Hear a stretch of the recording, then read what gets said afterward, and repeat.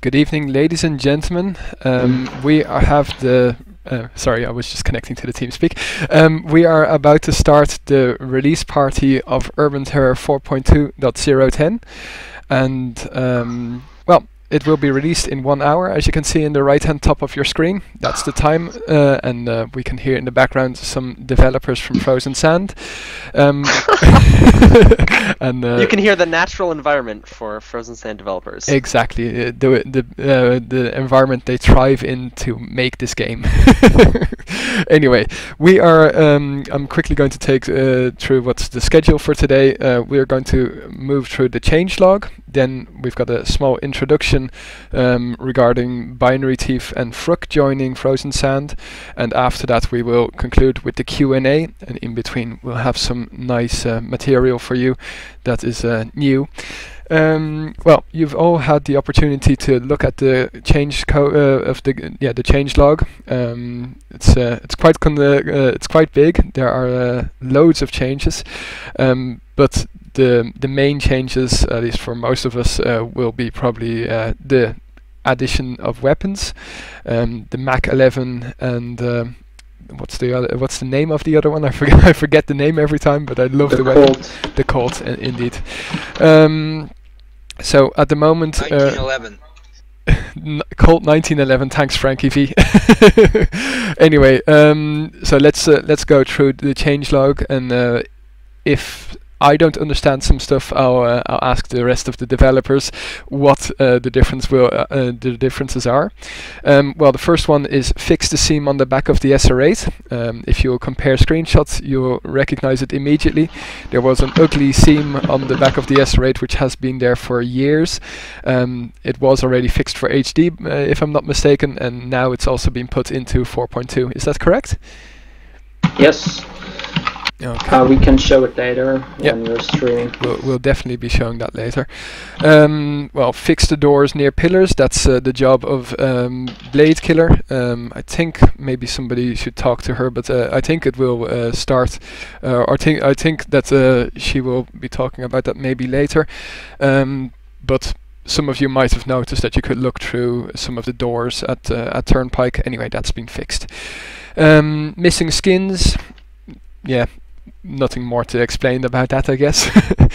Anyway, I'll just scroll through the most important ones. There have been some changes to the CVARs to make them a bit shorter. Maybe somebody could explain the reasoning behind that?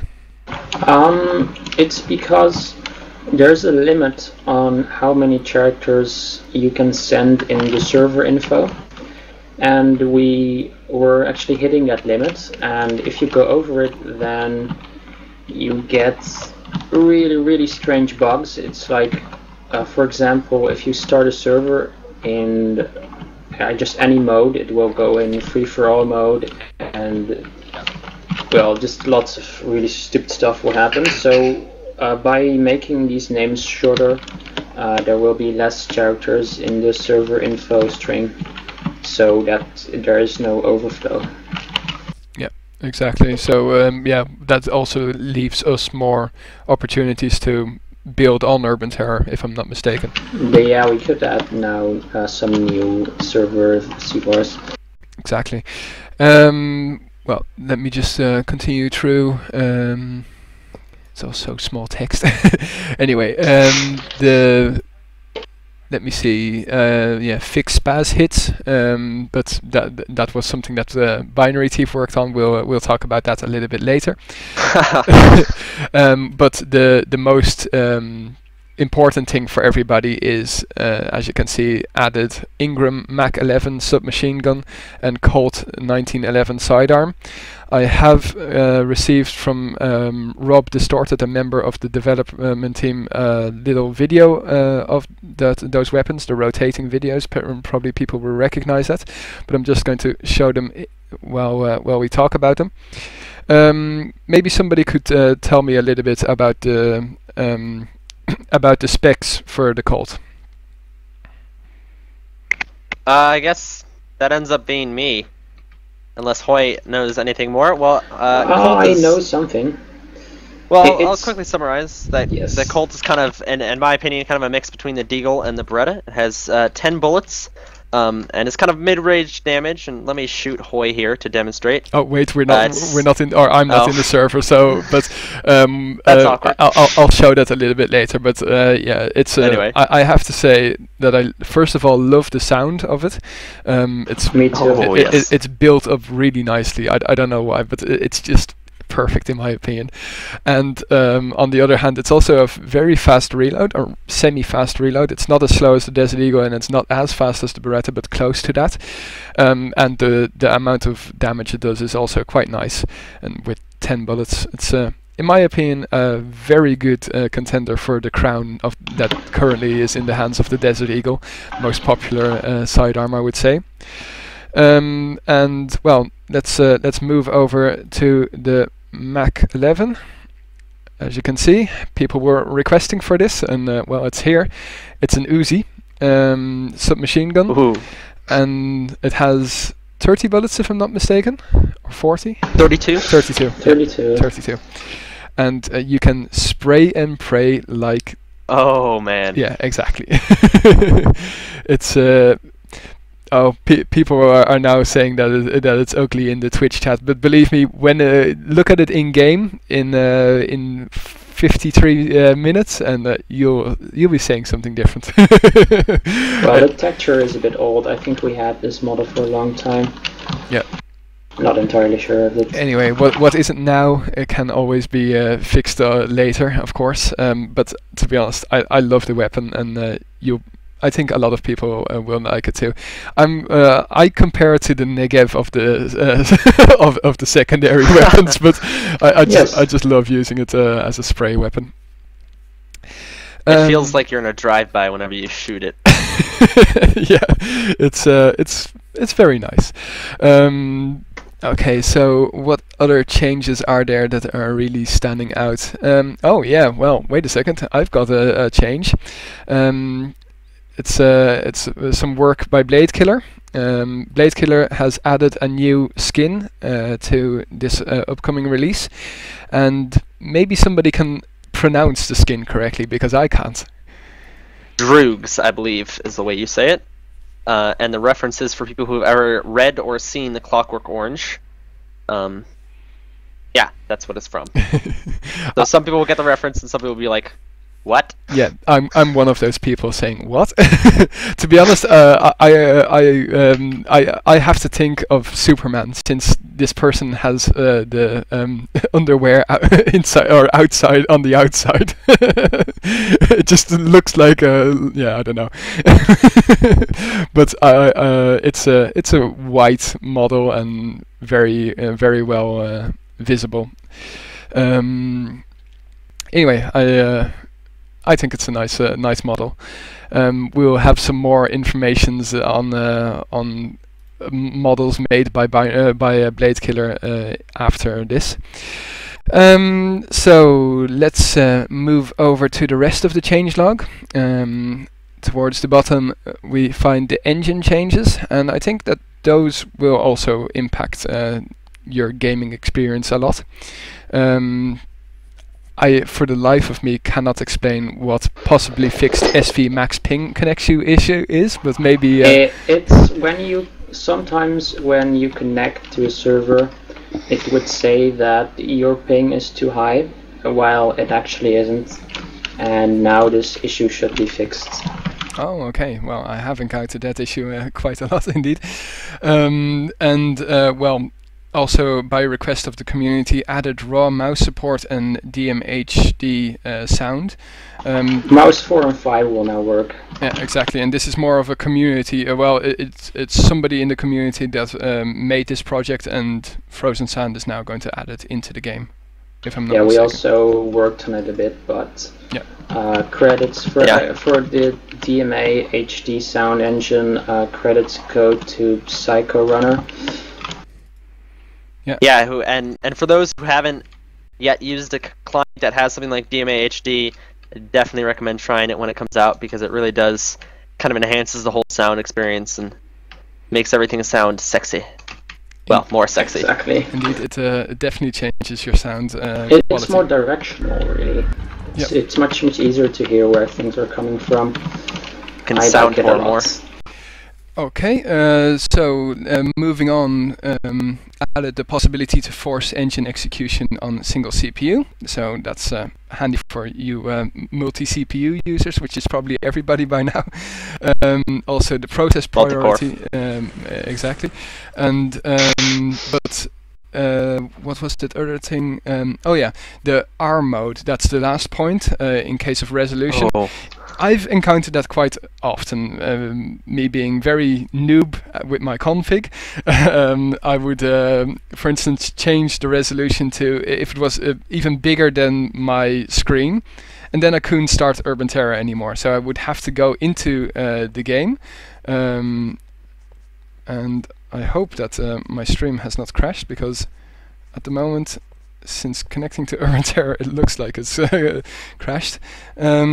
Can everybody still hear me? Yes. Okay, I'm just wondering. Just one thing about this resolution fix. It's really great for us because I really cannot express how many times people have asked me to fix their failed to load OpenGL subsystem crash. That's basically caused by having a resolution which is too high, and now we no longer have that problem.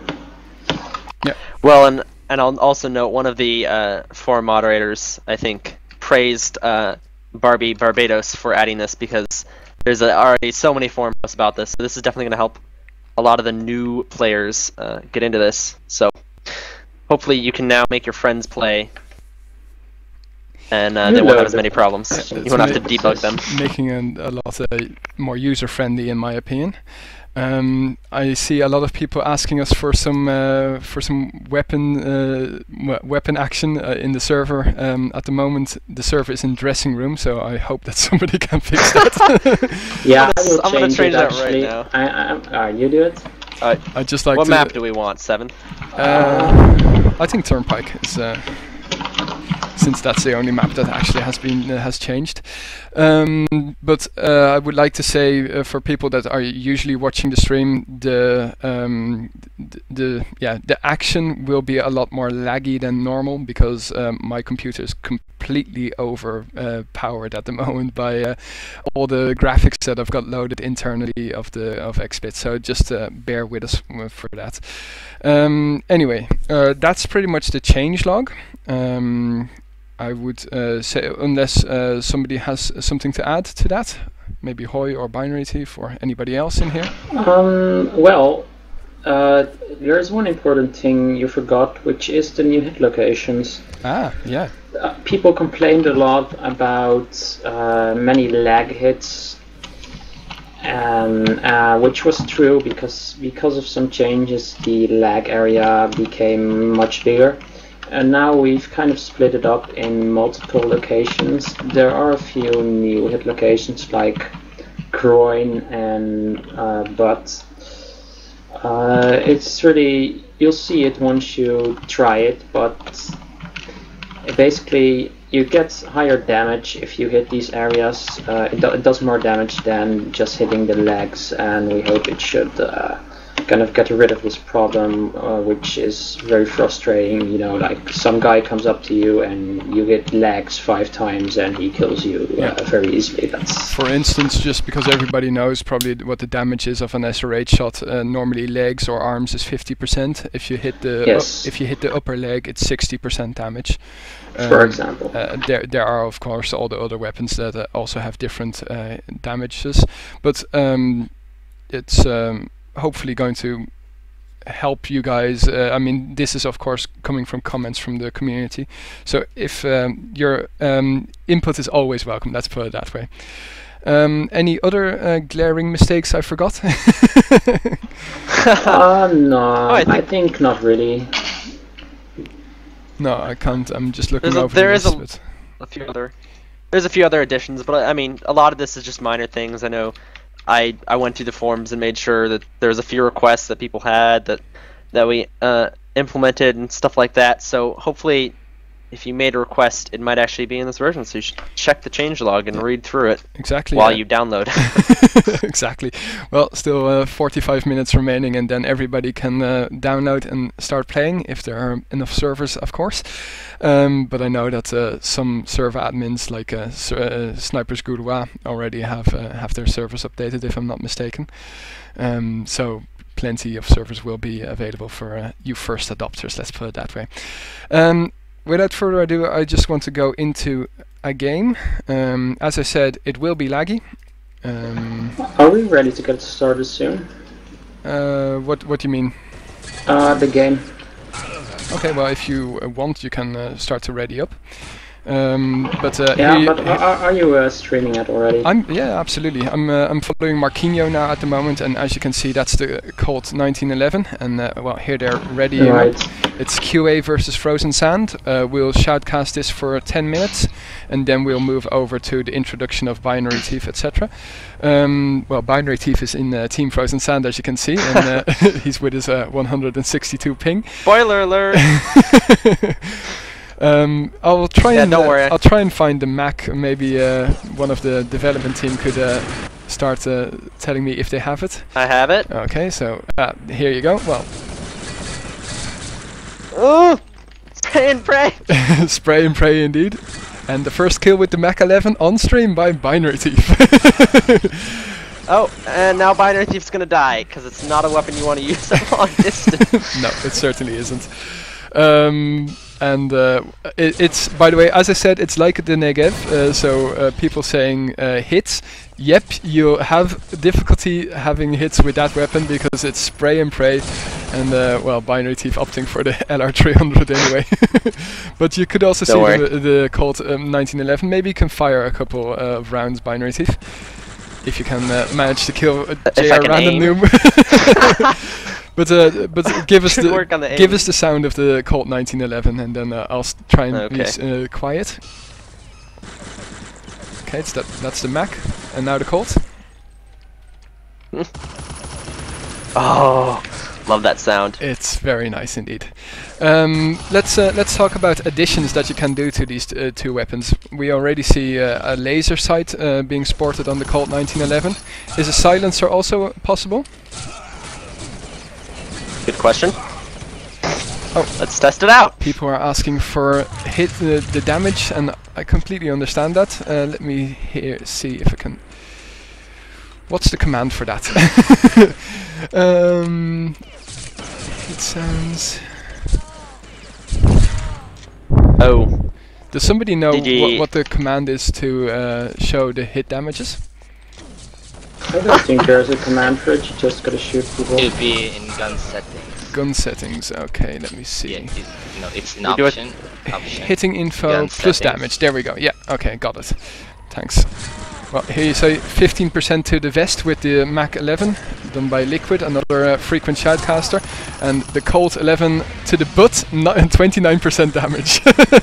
You're welcome, I'm sorry, I should have put those damages up earlier. But yeah, thanks for your comments as always. And Liquid team killing his teammate. So as you can also see, Havoc has a silencer on his Mac 11, and I don't think that a laser is possible on it, if I'm not mistaken. No, it's not. No, exactly. So the laser on the Colt 1911 and the silencer on the Mac. Indeed, butt hits for the win. So yeah, I'd really advise you guys to get a feel of it on a server, because honestly, watching some people play, it's it's not really going to inform you. But yeah, there haven't been any major changes to any game types, but we'll be talking about game types, etc. a little bit later during the question and answer session. So let's. Well, at the moment Frozen Sand is 2-1 behind, and they just managed to get one cap. And in the meantime, Biddle is going to go through Metro to cap, which is well, to be honest, we were playing against 6 players for a couple minutes. Oh yeah, no, that's your excuse? Oh no, true, someone though. returned that. You have Frozen Sand hacks, Hoy, come on. Oh, that's right. Almost forgot to turn those on. I mean, what are you talking about, 7? That's ridiculous. But yeah, people mentioning in the chat that the Mach 11 is needs a lot of hits to make a kill. That's true. It's a spray and pray weapon for towards the end of a firefight, not towards the beginning, as every secondary is, in my opinion. It's a short-range weapon. Exactly. It's a perfect. Thanks, Frankie. You get the kill with it. You don't. I mean, you know, you finish it off. It really is a finishing gun, and it is great for that. Yep. You pop it out, and you don't have to worry about aim so much. It's not as big a concern. But in my opinion, it is an epic weapon, I think that the Colt 1911 will definitely be in my my normal setup. Yeah, definitely. The Colt has just such a great balance between the people who like Deagle and the people who like Retta. Yeah. And it really does have that balance. And oh, the sound, man! I'm not gonna lie, I use it mostly for the sound. It's sexy. Just so satisfying, especially when you get that last headshot. I mean, the Deagle is nice, but that last headshot with the Colt is something else. It's a stylish weapon, in my opinion. Flare. Yeah, Nunu did the texture work for the 1911, by the way. Okay. Well, I'll just show the 19... No, wait a second, I already clicked it away. My apologies. But if you look at the details in the 1911, you'll also see an Urban Terror logo, and if I'm not mistaken, also some flowers and stuff. It really looks like an old weapon. The next thing we'll need is a revolver or something like that. But yeah, the Colt is something you'd have in your bedside drawer. Admire it. Surprise moment. Yeah. So yeah, we've got 4 minutes remaining here in the game, and Frozen Sand is getting their butts handed to them. Well, you know it's bad when Binary is on the scoreboard pretty high up. Yeah. Oh! With a 200 ping, I may add. It's my excuse. Yeah, well, it's not a really organized match, just some fun. Don't take it too serious, indeed. Yeah, we totally not organized at all. We didn't practice hours for this. What are you talking about? It's ridiculous. Nah, if we change the game type for the next map, I think we can win. Yeah, I think before, well, we can have that playing in the background, but then we'll also have a small talk with Binary Thief since he's joined Frozen Sand, and we'll also talk a little bit about the additions that Fruk has already brought to Urban Terror. They are not featured yet in 0.13, if I'm not mistaken. Maybe some maybe some minor fixes. We'll most probably see it in the next version. Yeah, exactly. Yeah, I already talked with Fruk, and he said it was no problem to show it. Just let me check with Blade Killer if I can show that as well. Is she here? No, she isn't. Maybe somebody could ask that to her so that I can continue on with this match. It's about the stats that he's adding. Anyway, we've following Binary Thief here, and gets taken out with ease by the rest of QA. If you were wondering, by the way, hit anyone there? Oh, I got some death shots. If people are wondering what QA stands for, it's Quality Assurance. It's a team that of players that test Urban Terror before it gets released. AKA campers. Jesus. And well, actually, Liquid is one of the additions to that team. Liquid is also a regular shoutcaster with me, so people can still, of course, request to join QA and test Urban Terror. It's definitely work, let's put it that way, because you'll be testing Urban Terror in its alpha stages, etc. So yeah. And they've been doing a hell of a good job. Certainly have. Yeah, shout out to QA for finding all the things we screw up. By the way, that second voice is Frankie V. For people just wondering, I might just show the TeamSpeak in the stream. I think that would clarify a little bit more who's talking. By the way, if and whose keyboard you're hearing? Hoi. Hoi. I didn't even have my mic on. No, we weren't talking about now, but earlier. Right. Anyway, for people that enjoy these kinds of release streams and other shoutcasts, I know that we've got quite a couple of new viewers at the moment.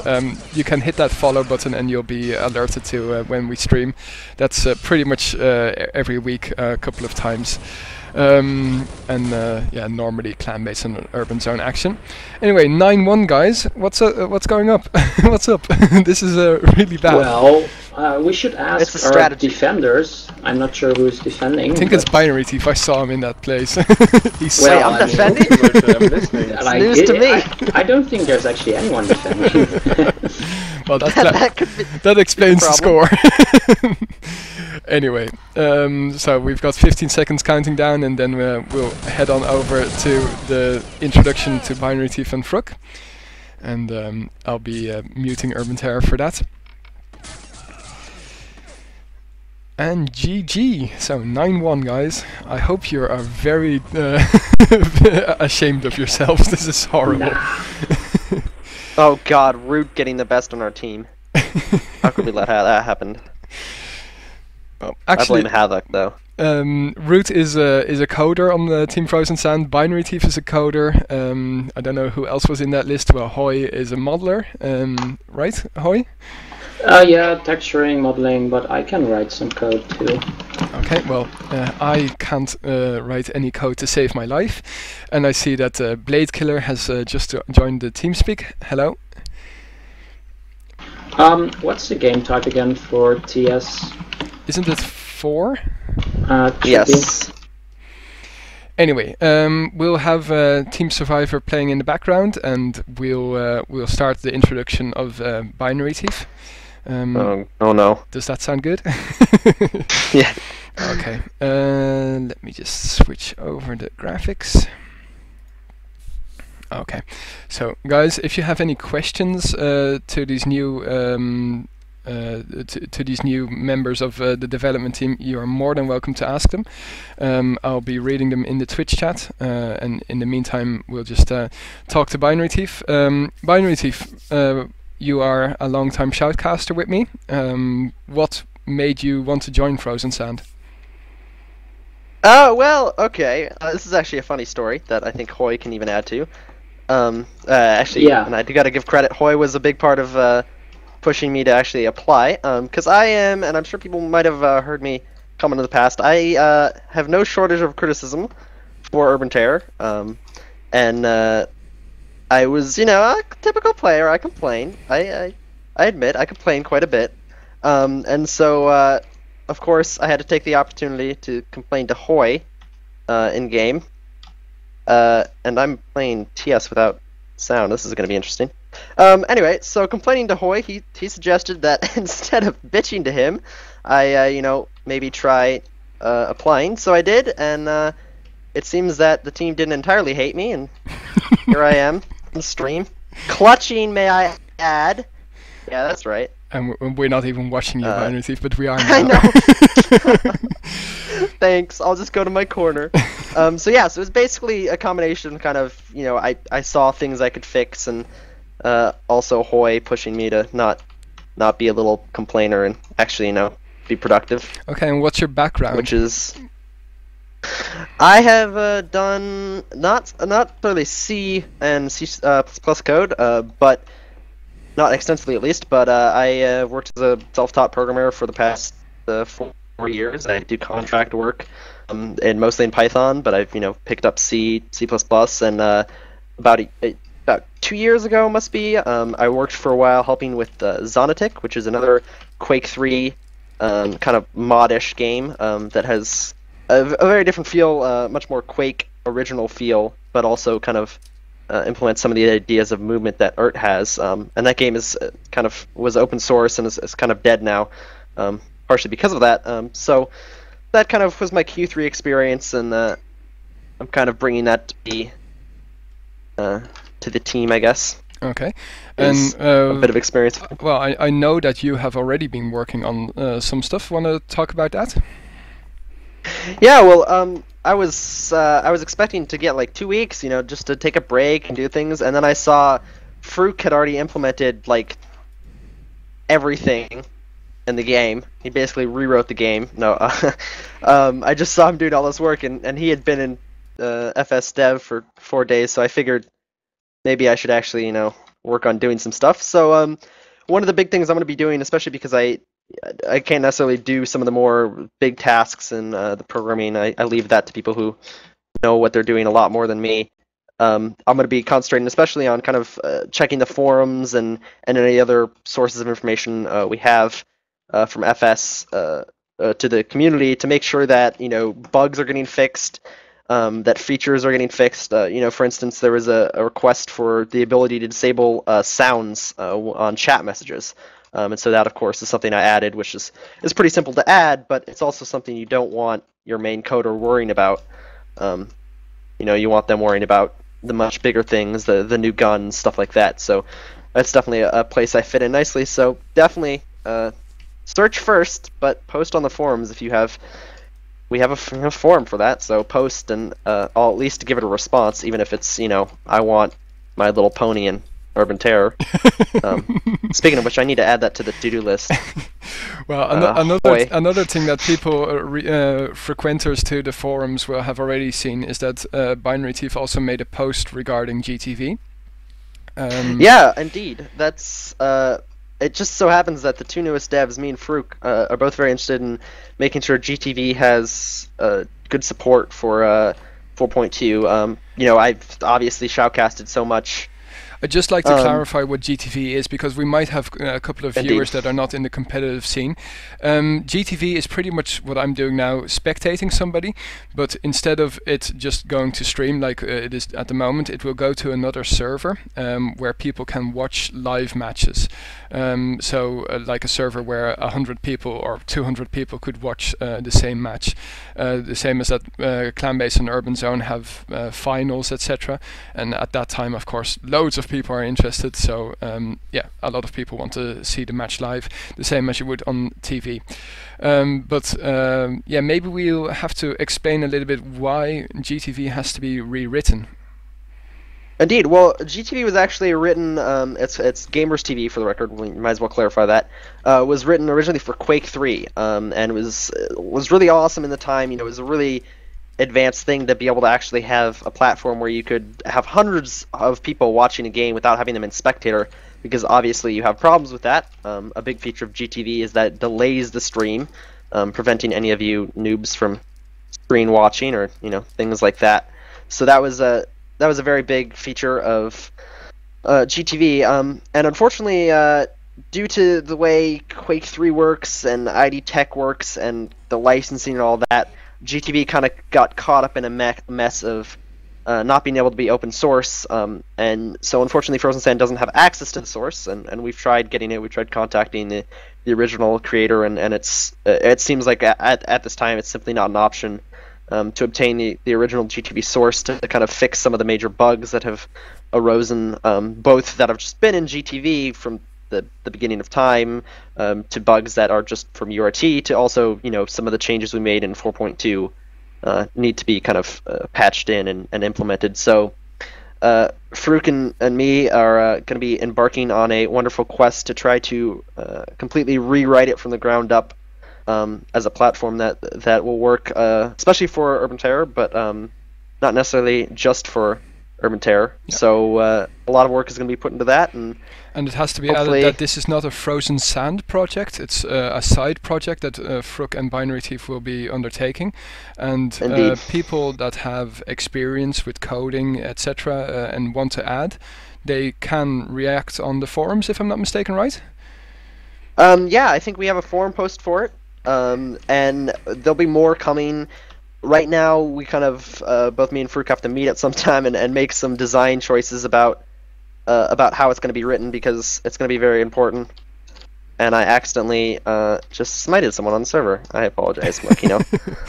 That was the incorrect bind. Well, I got a question from Polygon Earth. Polygon is one of the streamers, one of the GTV people and streamers. Aside from me, he asked, would an intelligent AI for GTV AutoCam be possible to implement? If people don't know what that means, I'll just explain. I've been shoutcasting now for over 2 years, and obviously also looking at other games like, for instance, Counter-Strike Go. They have this amazing feature that the GTV is delayed, so it shows the best actions while they happen automatically without a GTV cameraman having to be involved. So yeah, that's the question for Binary Thief. Would something like that be possible? Well, that's definitely something that'll go on the roadmap. You know, we're obviously going to take this from a stage of just getting the basic implementation working, to also, there's a lot of features I've wanted to see. Just for instance, we really want free cam to work. That's been a problem that has plagued GTV and Urban Terror for a long time. That immediately answers Sailor Moon's question that he posted just in Twitch chat. So fantastic. Yeah, so that's just to give you an idea, in my head I envision basically being able to bind actual positions for the camera.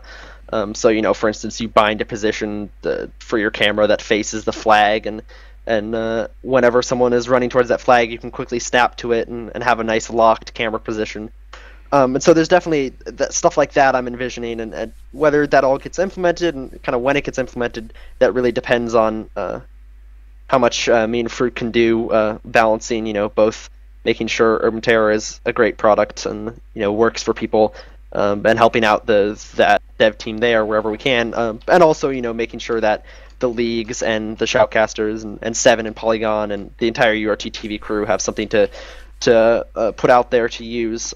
So there's definitely that's all going to be considered. This is going to be a project that's really based around what the community wants, what the community needs. So definitely with the limitation of, again, no My Little Pony, but definitely lots of other stuff that will be shiny and fancy. It's possible that I might have misinterpreted Sailor Moon's question, so I'll just ask it again, or ask it in a different way. What he meant is, would it be possible to buffer all the points of view from all players so that everybody watching the GTV could decide who they want to watch? I know these are all questions that, I mean, you are only just starting in this project, and I think the first lines of code still only have to be written. But yeah, we're still in planning, but honestly, most likely something like that is not going to happen right now. It's possible, but we're more worried about really providing the more natural thing where you have the cameraman and things like that. Yeah. And so that'll definitely be considered, but that's going to be something that requires a bit more work and maybe a bit more messing around. So yeah, exactly. No, it's well, it also has to be added, of course, that we are working within the limitations of Quake 3. HD is a completely different beast altogether, but we'll be talking about that later. So yeah, another thing that I only saw Binary post recently on the boards is something that he's been working on. As you can see, everybody watching the stream at the moment, we are now following QA Budo, and below that you can see press use to switch the chase cam and press fire to follow the next player. Well, personally, I just look over that because it's completely not relevant to me or the viewers. And well, something that Binary, it's a very simple thing, but like this, following Binary Thief without the press use, etc. That's something that he only recently posted in the boards, and it might be coming our way in a future release, I guess. Basically an upgrade to the UI for spectating. Yeah, definitely. I actually was just sitting the other night, kind of writing down things that I wanted to make sure I got to, and I remembered, like, it must have been 2 years ago when I was doing my first shoutcast. I was sitting and watching the stream and just thinking how stupid that box looked. You know, it's all big and clunky. And although that's really awesome for new players that don't understand the system, obviously you don't need that, and it really does just block a lot. So things like that, and also being able to show, kind of mixing together some things, being able to show all the arrows on the mini map. I've also had some notes about health and stuff like that. So there's going to be improvements both to as we build GTV and also, you know, just in general the streaming experience. So hopefully we can cater more towards that. You know, really right now it's an amazing time where pretty much any game you could want has streamed. You know, especially on Twitch, you know, YouTube.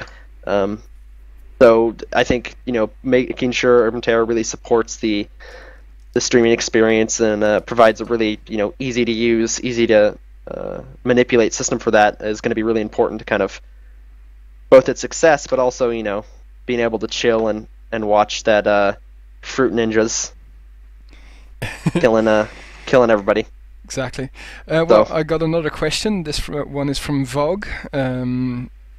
Let me see. Ask him if he can make it that it goes to previous person if you press the right mouse button. That's actually a very nice one. Oh man, I don't know. Yeah. That seems really complicated. If people were watching the last knockout yesterday, that was oh man. Finding the right player. I skipped past the one that I wanted to watch every single time. It was so frustrating. Yeah, I'll tell you what, I guarantee I will think about it. The stuff like that. I mean, honestly, again, like what I said at the very start, stuff like that, throw it on the forums. Make sure you search before there's not dupe posts. We do get some of those. But yeah, maybe search before. Let me see if I can get the link to this. It was in the where was it exactly? Was it in the bug report or was it in the general urban terror discussion? For the most part, I've been sifting through the 4.2 bug report and features section, and just pop in there. You have whatever feature it is you want, and it's worth throwing it in there and checking to see. I usually check with the team if it's a bigger feature and see if this is something that's worth supporting.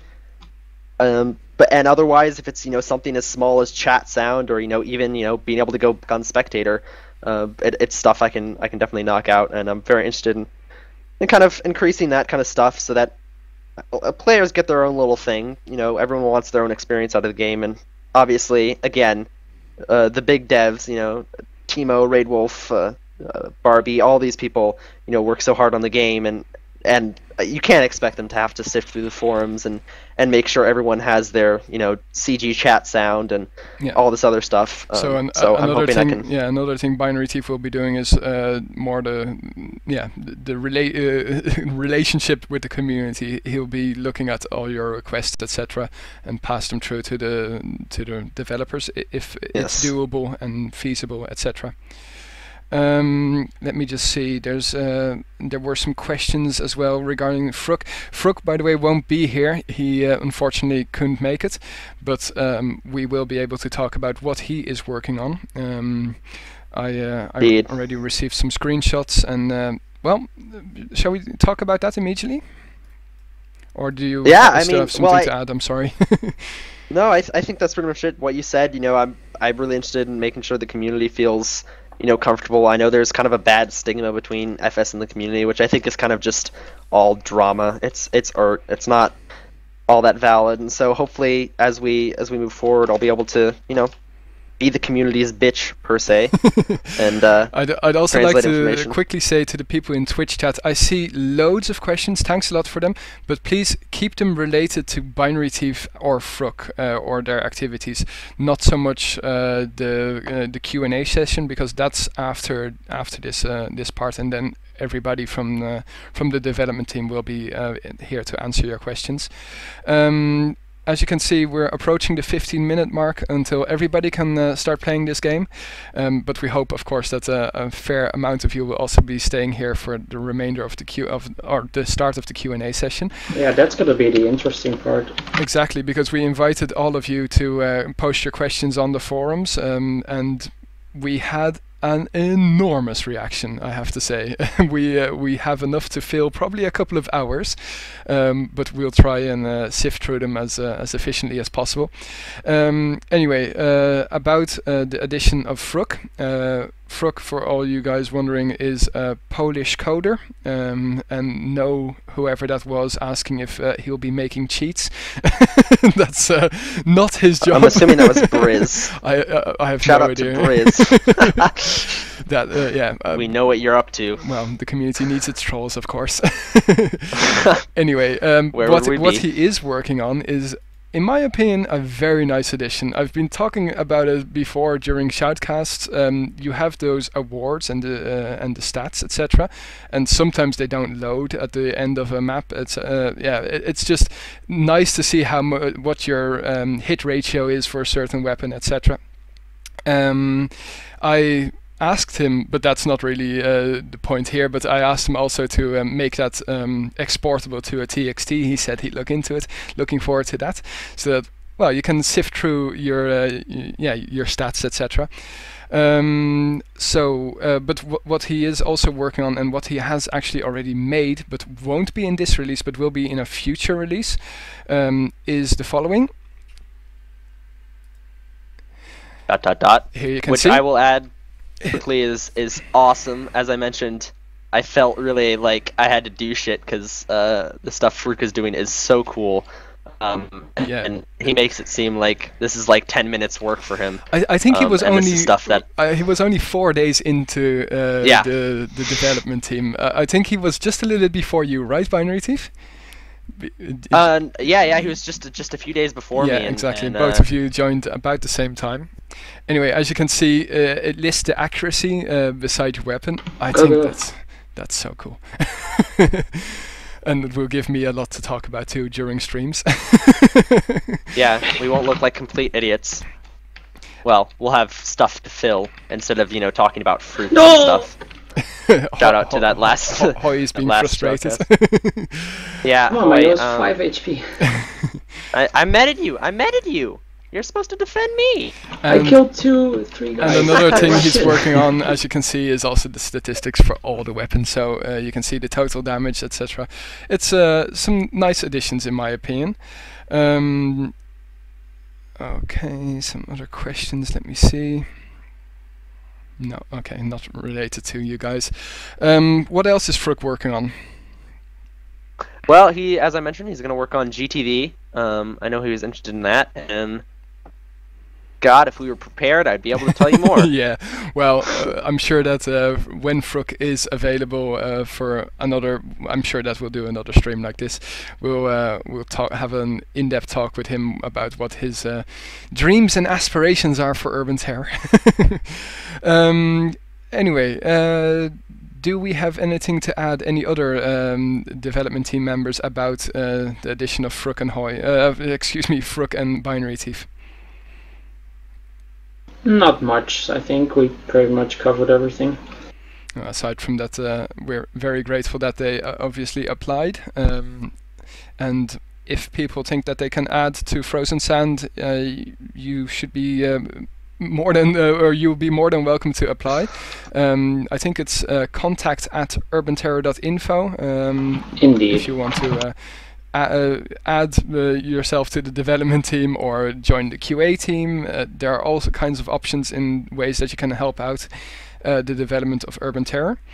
Yeah, feel more than welcome, let's put it that way. Yeah, well, I think that's that for this section. Let me see if I forgot to show any other things. No, that's pretty much it.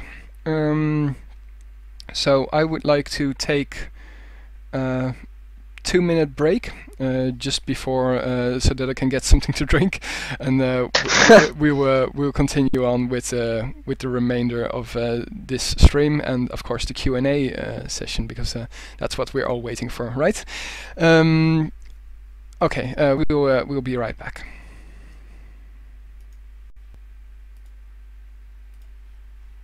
Well, let's get going with the Q&A session then. I'm just going to show everybody who's talking now in the TeamSpeak, and we've got 8 minutes before the release. If everything is right, everybody should be here now. And I just see that Blade Killer is also here. And Blade Killer, can you talk? Just wondering. Yes. Yeah. Okay. Perfect. No, it's just that because of the last Q&A session, you were you were the one doing all the talking, and well, you obviously have a lot of knowledge about Urban Terror, and especially Frozen Sand, since you are the longest member, or the member that has been the longest in Frozen Sand and Silicon Ice development, the precursor to Frozen Sand. Shall we go through the list of questions that we got first, and then we'll go into questions coming from the Twitch chat? Okay, That's but good. I didn't want to do all the talking, so you do all the talking this time. I understand. I'm also going to be delegating to the rest of the team. Excellent, excellent. Hey, I want to know something. In the playing just now, did anybody get shot in the butt? Yep, Yes. we already Yes, saw it. multiple times. Hilarity ensued. No, it Seems just everyone wants to shoot me there. it looks. I don't know. I think it's a nice hit position. Well, I you wonder don't have how to much compete damage for it did headshots with an anymore. S8. I think it's 60, Okay, the same as the upper leg. Okay, so or possibly 80. I'm going to ask the question. No, not 80. And then well, whoever wants to take it on will take it on, and otherwise I'll do the answering. So I will just explain how we divided up the questions. I've done it in several categories. The first one is development process, so all kinds of questions related to development, obviously, but not specifically 4.2 or HD. The next topic is HD. The topic after that is 4.2, which contains loads of questions. Then even a specific topic concerning 4.2 and weapons. And then miscellaneous questions and map questions and fun questions. Well, without further ado, let's start with the first question. This one was posted by Silverfox. And the question is, what is being, obviously in the development process, what is being worked on more at the moment? Urban Terror HD or 4.2? Who wants to answer that one? I could answer it. It's a bit of a tricky question. We're really... Some coders are still working on 4.2. And we most of us work on at least a little bit, you know, just general stuff, preparing releases, news items, these kind of interviews. For HD, we're writing a lot of code, as some people are, and we're working also a little bit on the models, and especially mappers are busy creating mesh-based maps for HD, but a lot of the work on HD being done is just design at the moment. So there's a lot of discussion going on about what kind of features we're going to have, or using software for this, kind of creating roadmaps and tasks and all of that. I would say it's kind of 50-50 at the moment, but we're rapidly switching to more HD work. So in a couple of months, it will be, I believe, 70 to 80% HD. Yeah, would just like to add to that 4.2 is seen as the bridging, the gapping edition between 4.0 and HD. It's a big change compared to 4.1 in my opinion, because it's being actively worked on and constant updates, etc. Well, the last release was, I think, well, the reason why this release is a bit later is because of the competitive seasons. That's something that won't be arising again. If there's an update, then it will be put out quite soon. And I think we've already got we've got loads of work still in the pipeline for 4.2. Well, for instance, as we mentioned, the GTV work, but that's not really Frozen Sand, but the stats that Fruk is working on. I don't know if any new weapons are planned, as far as I know. Maybe, if we still have them. But I'm expecting the next update to arrive a bit more quickly. I very much doubt it's going to be 2 months again. It's probably going to be for the next major version, a couple of weeks up to a month. Yeah, and there might be already a bug fix coming our way, even though this release is going to happen in 3 minutes. We are already aware of a certain bug in this release. Does somebody want to expand on that, or? Yeah, sure. I will. Real quickly. Oh Frankie, wait, let's yeah, exactly. Let's give Frankie V the floor. I'm just going to give him a little bit more volume. Let me see, and feel free to talk, Frankie. Yeah, 4.2 is actually an ideal platform to start developing the infrastructure for HD in areas of things like player counts and authentication, as well as preliminary anti-cheat systems before we actually get to HD. Because by the time when we don't want to be able launch, we don't want to be launching this many critical systems at the time HD is ready for release. Yeah. We wanted to talk about this little bug. Yeah, go on, Hoy. Explain about the bug. Well, it's probably better if someone else explains it. I kind of know what's up with it, but I didn't look at it too much yet. Alright, well, I can go over it real quickly, which is unfortunately one of those bugs that you can't really test for. Quake 3 is, as I'm sure people have talked about before, is an awesome platform in many ways, but it also has a lot of kind of, I want to say, ancient things that kind of cause some weird bugs to come out. And this has been a problem across pretty much every Quake game ever.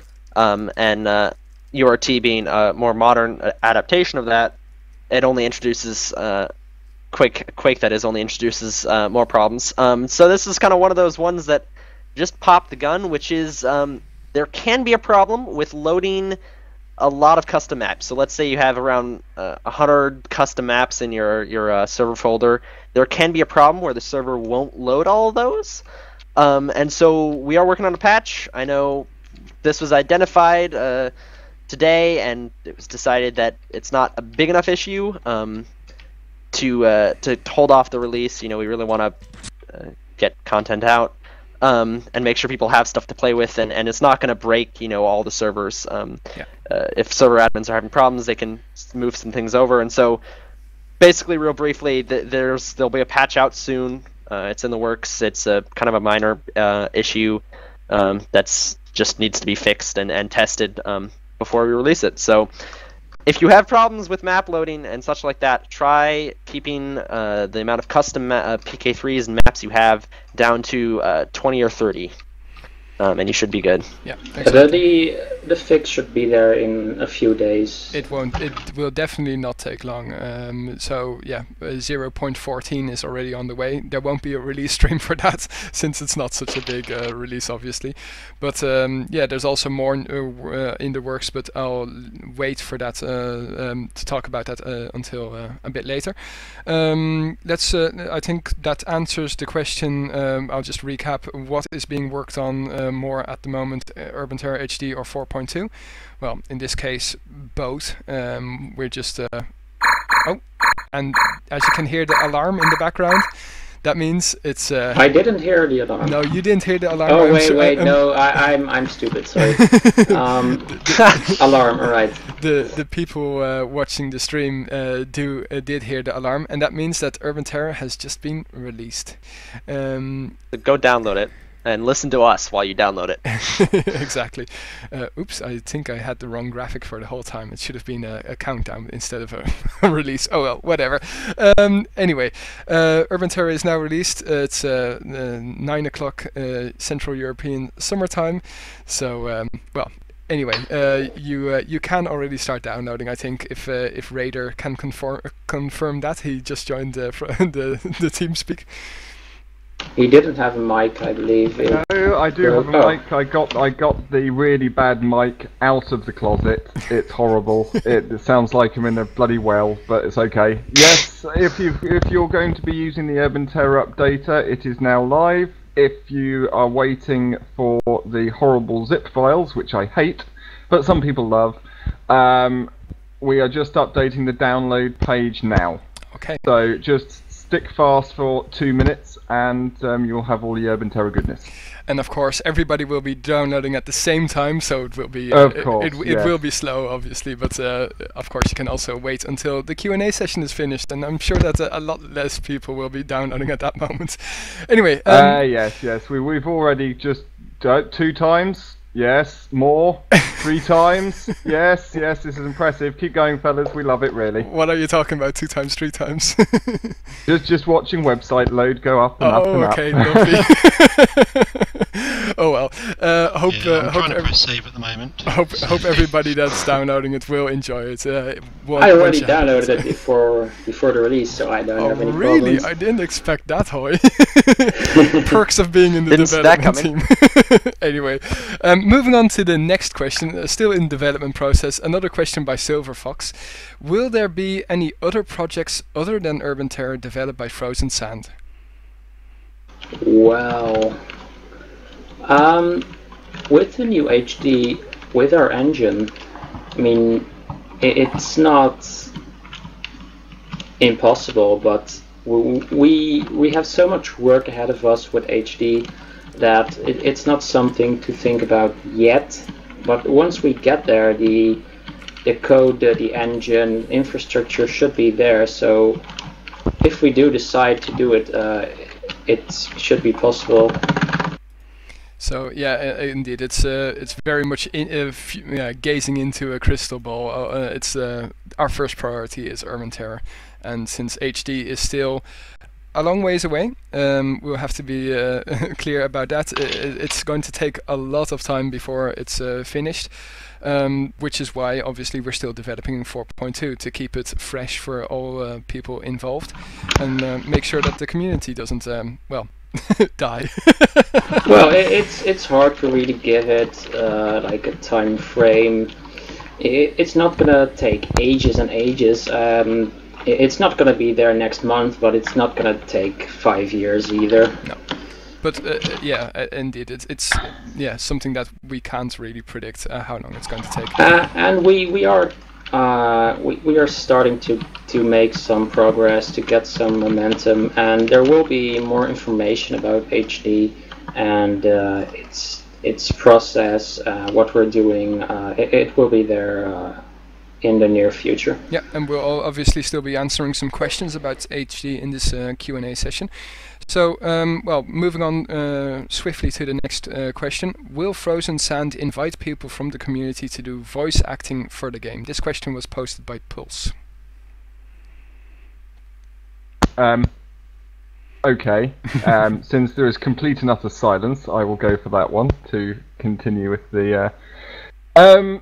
outside, the best way to contribute to Urban Terror is, if you think you have any particular skills, is to officially apply. It's not our general operating policy to include any third-party content anymore. That's not because we're horrible people.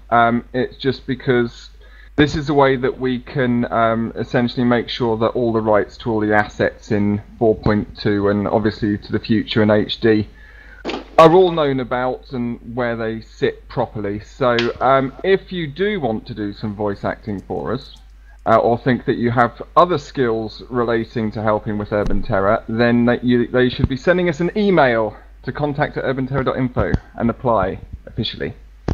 Yep, indeed. And well, the reason why Frozen Sand exists and HD will exist is because of the content that is being made for it is completely in the hands of Frozen Sand.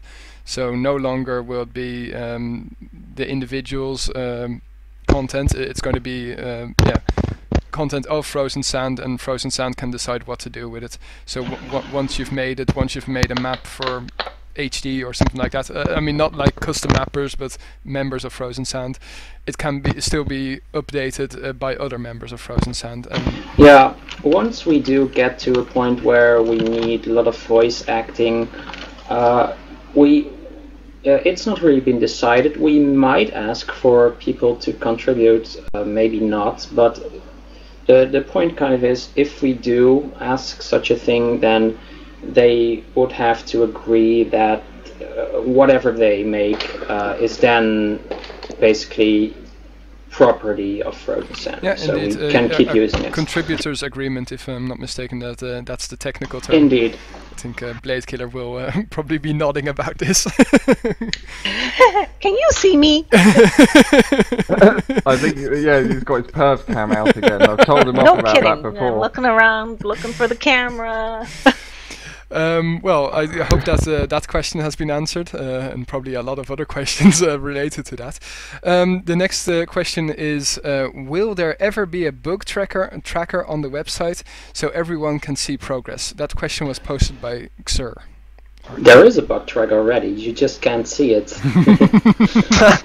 But I think we decided. I'll let Binary Thief discuss this actually.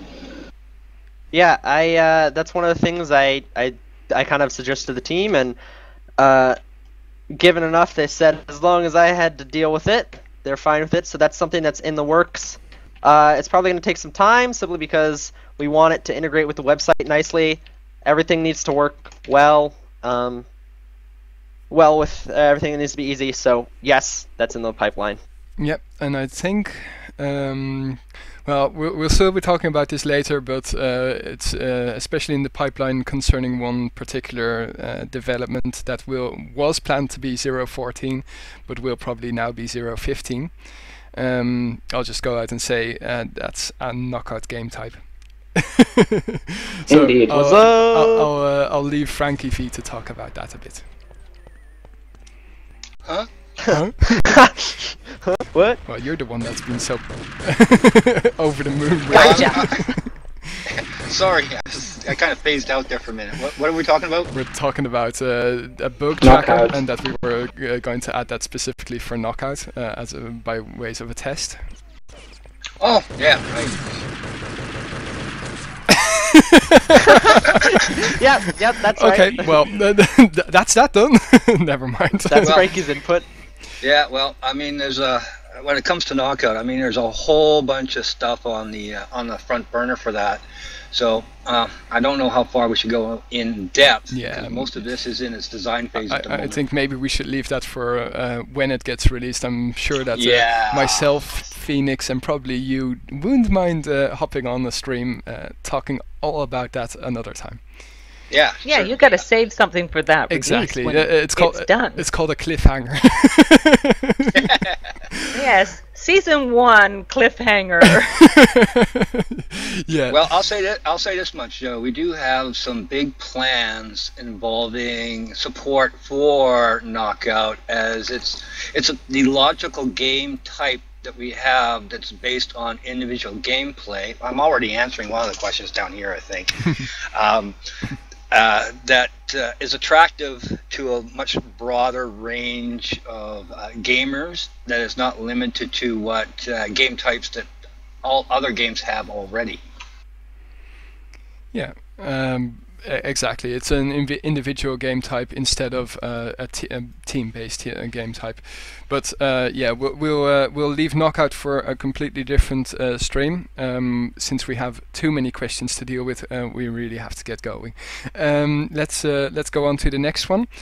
This is a long question and received a very long answer. By the way, these answers will be posted on the forum on the same topic. So if people want to read them again, that's my job. I'll be working on that over the upcoming week. Anyway, this question came from Brainy, and it's quite long, so I'm going to read it now. Can you tell us about your work organization? For example, how do you communicate? How do you fix deadlines for this or for that? How do you decide if you are going to make a feature that was suggested by the community? The main point of this question is to know how you are organized. How is it managed, whether it's about Frozen Sand or Urban Terror? Read from the script. This one is actually a little bit too complex to actually kind of wing it. Yeah. Okay. I think it's a simple one, but let's go with the script. I'll read the script, and Hoy can add or summarize if he wishes. The answer came from Frankie V, and I'm going to read it. It's if you read Valve's employee handbook, we are very much organized the same way. Since we are a team of the willing, in other words, it's all from our free time, fixed deadlines and that sort of stuff will never work, as it's obviously our free time and yeah, real life over development of Urban Terror, in short, right? I guess everybody can agree to that. Yeah, well, Jesus, Frankie, your answers are always so long. Maybe you can. Okay, well, I'll fit it in. Okay, one of the things we want to avoid is the feature creep effect, which usually delays the release date based on code additions. You know, fix one thing after the other. So to hurry things along, we set Friday as a window of release opportunity. So everybody has a fixed date to work towards. It doesn't necessarily mean that things are going to get released on Friday. What it means that everything is in position for that release. So if we release on Sunday, which we are doing today, this is all should have been already set up by Friday. Communications wise, we use IRC to get our bullet point ideas onto the table, followed by internal message boards discussions to kind of take a vote as to the idea, and then we use TS3 to fine-tune as to objectives, which through the use of the internet messaging system usually takes considerably a lot more longer to resolve those problems. Community suggestions are always considered, as 99.9% of the suggestions on the boards are at some point implemented into the engine in due course. Skin forcing, for example, is a feature addition that was based on an idea and suggestion to improve player model visibility, as well as to cater to player and members of our community who suffer from some form of color blindness due to color imbalance on a given map. So, something like a green skin is not going to work that well on Raiders, as we have learned from Knockout. And of course, this gives Blade Killer the ability to create unique player model textures based on suggestions from the player community as a whole. So it's kind of a win-win kind of situation. Yeah, and we have our weekly TeamSpeak meetings as we're doing right now. It would normally be on Sunday, but since we've got a release, we're going to do a stream. Yeah, that's why we're all here. I guess that that question must be answered by now. So moving on to another question posted by Brainy. Can you tell us about the philosophy of this game? This is a very broad question, and it's done so in purpose. Well, the philosophy. It just needs to be a game which is fun, both for casual players and competitive players. You can see the motto on the website, fun over realism. And basically, what we want is a high skill ceiling, so even if you play for 10 years, you can still improve. Well, also, we kind of want it to be unique, and it's also inspired, of course, by the Quake-style gameplay. Jumping, speed, very, how do you say that? Just a lot of gameplay, diversity. It's kind of, if you compare it to the more, you could say, modern shooters like Call of Duty, people in this community generally don't like Call of Duty. I guess the philosophy is kind of so different from all these games where in Call of Duty everything is slow. It's hard to really answer this question for me. It's a realism-based Quake game. It's so hard. It's such a broad question. It's so hard to answer as well. It's just a lot of action, a lot of skill, a lot of tactics, a lot of maybe speed. If I speak to the root, when we started Urban Terror, there were no realism games. We had Quake 3 and there was Unreal Tournament and Unreal. And actually Quake 3 Urban Terror comes from Quake 2 Action Quake mod, and a few of the people that were in the community for that mod decided to make Urban Terror when Quake 3 Test came out. That's when they actually started talking about it, and decided to make a realism game, which was what Action Quake 2 was. It was a realism game. And I guess the developers, the actual people who made that mod, actually went on, they became the guys that made Counter-Strike.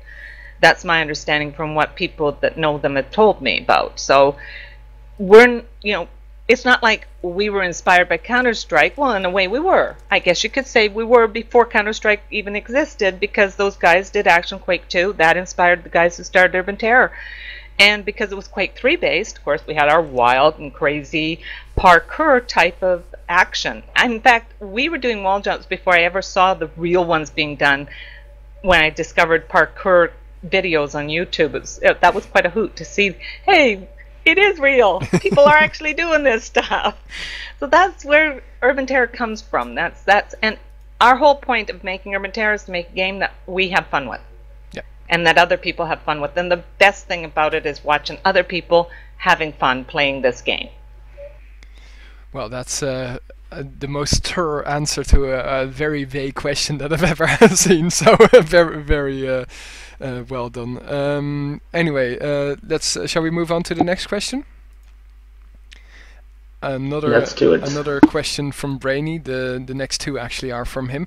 Can you tell us about the way you are going to make this game equal for competitions and for people who want to play it for fun? Are you going to make it more axed on competitive play or not? I think it can be both, because first of all, if it's of course true, when you have a game which has this very high skill ceiling, then good players can really destroy new players. But what kind of equalizes that is, for example, the bullet spread. And besides that, there's not too much, but people... if you play on a pub, it's not like new players really get destroyed, and also generally they tend to play together. People of equal skill tend to play kind of on the same servers. There's not really this idea of pro players to own some noobs. So we want to make the game very competitive, but it's going to be enjoyable for casual players at the same time. And of course we could implement things like matchmaking to make sure people play players of equal skill. And also there's match mode to, well, for the competitive scene. Urban Terror will stay Urban Terror. It's just, yeah, you can play it competitively and you can play it for fun. It's not going to be... Yeah. I mean, features that people request for instance, game matches or etc. Or for instance, GTV is specifically for match mode. We'll definitely look into them, and we'll implement great additions to match mode or to GTV or even for pub play. So if you have feedback for public gaming, yeah, it's always going to be listened to, but. Yeah, and if it makes sense, we'll and it's doable, we'll implement it. Can I add here? Sure, go on.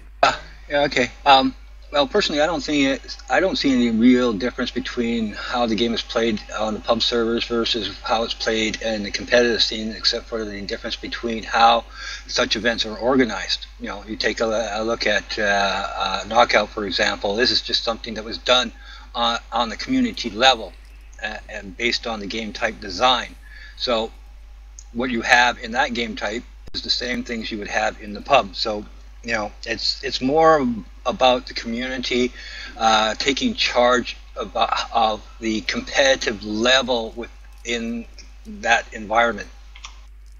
Well, the way in which you play is of course very different if you play like a clan war, but the game itself stays the same. That's kind of the point. Yeah, exactly. I'm just reading. We make the equipment. We can only make the equipment. We can't really tell people how to use it. Yeah, exactly. Well, I mean, yeah, it's another very broad question. So let's move on. I mean, it's answered. We just focus on Urban Terror. It's not competitive or only for fun. It's both. Where do you take your inspiration to create this game? Do you follow ideas like Counter-Strike or Quake or anything else? I'd like to answer that in part. Not only other games. I mean, obviously, by playing another game you get influenced, but by watching anything you get influenced, to be honest. But also the community itself. For instance, taking Knockout again as an example, Ryujin thought of that game mode 5 years ago. I picked it up as a nice event for streaming for Urban Zone, and Frozen Sand, or at least most of Frozen Sand, Frankie especially, loved the idea, and through that, in part, I became part of the Frozen Sand development team, and it's going to get implemented into 4.2. It's just an insight into how things evolve in Urban Terror. Maybe Frankie wants to answer that as well. Well, personally, I get a lot of inspiration from the new members who join the team with their ideas, and obviously, because of my position with the team, I'm more or less at the infrastructure level that can make these kind of things happen from the content side of things. So when somebody comes in and says, I got this good idea, then as a team, we kind of build onto that idea to make it a bigger solution than just something that's a simple addition. So inspiration-wise, I think that I don't want to speak for everybody else, but my inspiration comes directly from within the development team itself. I think all of what people said is correct. For me, it's also just, and I'm sure this is the same for some others. Actually, by playing the game, we have a few people who play competitively, even some Division 1 players. I play in leagues. I used to play years ago as well. I quit for some time back then, but I'm back now. By playing a lot, you really get an idea of what could be better, of what might be more fun, what might be an improvement. So that also plays a part. Yeah, like Binary Thief. Yeah. Well, I will. On top of that, I will mention that I've been very lucky to play with, even though I'm Div 2003. I've been very lucky to play with some Div low Div teams, and very lucky to kind of PCW with people who I normally wouldn't have a chance to, especially because the community is so awesome. And kind of as part of that, you start noticing things that bother you, that piss you off, or things you really like, and maybe could be enhanced a little more. So that's definitely a piece in how I found some things I wanted to add and fix. But I don't know if that was even the question. Well, I mean, it was about our inspiration. Another very broad question, but I think that answers all the very broad questions that Brainy had. Next, a question by somebody who I think is still watching the stream, Vogue. He posted, "Does Frozen Sand have any plans to promote Urban Terror more?" I'd quickly like to answer that. If you are a frequent visitor to the forums and the news, you have seen that we only just had Urban Terror Arts Competition 2013, organized by another recent addition to the development team, Laser. He created a frag video competition, and a winner was appointed there and got a nice cash prize, the same as number 2 and 3. So I mean, those kinds of things. Of course, the material itself is supposed to promote Urban Terror, but despite that, cash prizes, etc. That if there's something that attracts people and promotes a game, I would say that that's also a very valid thing. I mean, for instance, there's another game called Shootmania, which at its launch had like $1 million tournament or something like that. I mean, that's obviously not something that is within our reach, but it's yeah, stuff like that, or events and stuff. It's in the works. Does anybody have something to add to that? Well, you know my view. You know, Urban or Knockout is the one game type. I've already mentioned this, that we can build a promotion around. Particularly when we start talking about some of the excellent players, and mentioning no names at this time because I am a raging fan and probably go on for hours about it. Chance. And you know, and this is the kind of thing that we're looking for, is to get back to the old school ways of Quake 3, where players were identifiable even when they came into a pub server. So that's the kind of, you know, by extension we can promote outwards from that directly through our community based on a simple game type, even though it is technically difficult to organize. Also, there is mention that Knockout will be offered as a bring your own computer event at QuakeCon this year. So, you know, we're kind of interested in seeing what happens there. Unfortunately, we just didn't have enough time to organize it properly due to the offer being made in such a short time to go before QuakeCon is put on. So yeah, events like that sort of stuff is it's all on our radar, and yeah, if doable, if possible, we'll try and lend a hand, and yeah. Yeah, exactly. But Raider also came up with the idea of promoting more in-community contests. Now, from my perspective, I don't really know if we want to go. Do we want to go into that? I don't see why not. Okay. Because well, we have. It hasn't really been discussed really by us. We should try to kind of move on. I think we shouldn't stick to the topic too long, but we are discussing having more contests, and as it seems now, we want to do it, but it's still in its first stages. Yeah, exactly. Okay, so those were all the questions on the development process. I've seen some people posting questions in Twitch chat. Some of them were not really related to the game, or having issues with the game, like sensitivity and that sort of stuff. If you have problems with the game, go to the Urban Terror forums and post your questions there, and we've got a huge community of people that will help you out with cough. read binary teeth as well. Anyway, the next question is related to Urban Terror HD, and well, can the community expect a Linux or Mac version of HD to test? This question was posted by Chris. He had a little bit of a snidey remark at the end. Or is that something that, wait a second, or is that in the 2 weeks which never happened last time? Oh, I'll answer this one, just a second.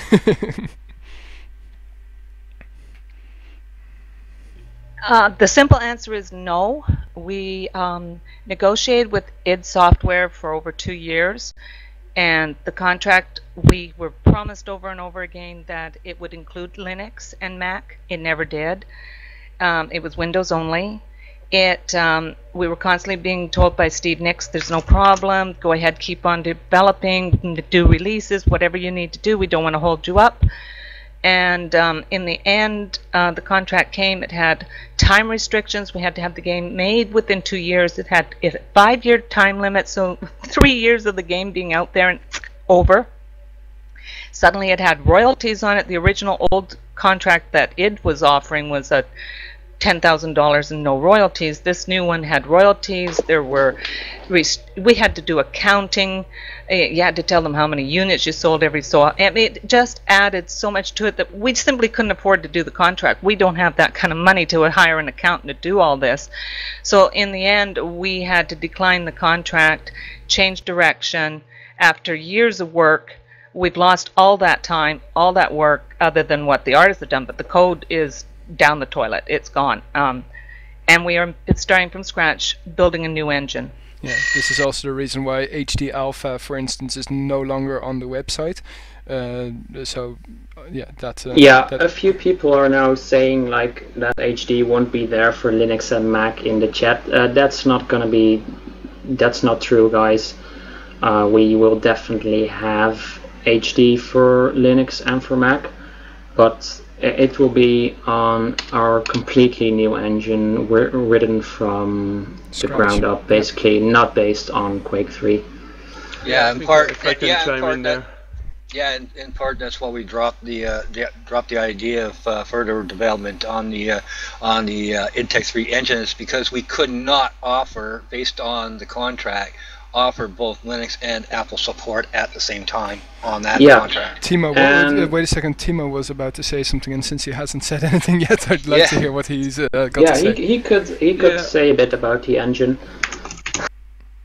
No, I was just going to point out we're answering two questions. I think Blade Killer's answer relates to why there was no Linux Mac release of the HD Alpha demo that came out last year, and she explained the reasons very well. As far as new development that we are doing for HD, we're definitely looking at all the platforms. I think from a culture standpoint, we're very much a group that wants to see Windows, Linux, and Mac everywhere. So. Yeah, it's. I mean, it would be suicide to eliminate such a big part of the community. I mean, it's one of the biggest selling points of this game, and has been for years. That it's so. Oh yeah. So big. A question from Sailor Moon. Why not use one of the OSS Q3 based engines? I have no idea what that means, but I'm sure that some of you will. First of all, there's some parts of the code which we wanted to keep closed, like the auth system. But besides that, we just want to move away from Quake engines because it's really old and it makes things kind of difficult. We really want to use new technology. Of course, it's a big project to just do that, but we're not writing everything. We're using, for example, the Ogre rendering engine. So it's also about moving away from this really old code and to have something very modern, which will, I think in the end, it will be much better. Yeah, also from a technical standpoint, with the tools that we have access to and at our disposal at this time, continuing development on an engine that's or an engine design it's 10, 11 years old puts us on the cutting edge of obsolescence by design. So it is very difficult time-wise to do anything in a consistent forward momentum manner when you're using old tools that limits your ability to produce a lot of content and assets in a very short period of time. And the aspirations within the team are a lot bigger. Yeah, exactly. We need to, or I mean, I'm not one of the people contributing really to code and that sort of stuff, but the aspirations that I've seen in the internal boards. Yeah, guys, there's so much stuff that the development team wants to work on, and it's just not possible in such an outdated system or outdated engine. Yeah, just the concept designs alone would cause people's heads to explode. Exactly. So I'd well, since we need to keep up the pace a little bit, the next question, and this one has been posted so often in the forums, it's incredible. It's the biggest question, really. Will HD be released on Steam, or is it too early to say? Well, he's answering pretty much his own question there, but yes, it is indeed too early to say. As we've tried to make clear in this stream already, Urban Terror HD is some time away. It's being worked on, and deciding how and what way we want to distribute it is hard to say. But I'm sure that Blade Killer or Frankie or maybe even Timo could add to that. Well, I can offer a perspective. I'm once again I'm at the infrastructure level here, so I kind of look at direction, where we're going, and say 5, 10, or 15 years from now, which is obviously answering another question that's in the list here. But going with Steam, we're aware of it, and it's on our radar, and we have done some discussions on its benefits of doing so, and there is a logic behind it. But if we're looking at a 5-year term before HD is even released, there's things that happen during the course of development, like somebody new joins the team that is able to take on these tasks of developing some aspect of the game as far as ideas go. So by the time we get there, we could very well be in a position where we can do all of this stuff on our own without being put into a basket of hopefuls, shall we say, and really do it right. So, for example, we add a binary thief to the equation. The design pathway has a tendency to shift in a slightly different direction by a few degrees, but we take the historical background of how more and more developers have been joining the team. We're now we're 90 degrees off from where we started originally, or even 180 degrees. So even adding, for example, a 7 and 9 who can take care of some of the promotional duties, then the overall direction has a tendency to shift and change from day to day. So 5 years from now, ask this question in another year is what I wrote down here, because by then we'll have a better idea of where we're going. Yeah, exactly. Then we have another huge question. This one was found somewhere by Binary Thief, not on the boards, but I have no idea where. I'll quickly say one thing I'm trying to do for those of you who use Reddit. RURT is kind of a thing, so hopefully we'll get more community engagement there, because Reddit's cool. Okay. So that's where that question came from. Okay, and the question was posted by Xaombi, zombie probably, but then really lead text. Anyway, I played Urban Terror for 5 years, but haven't played it in a long time because I was very disappointed with everything after 3.0. My favorite Urban Terror was 2.4. I would love to see something like it return. Are you guys planning on remaking Urban Terror on a newer engine or web browser based on like Quake Live to increase popularity of it? I would also love to be love it to be more competition based for 5-on-5 or something of the sort.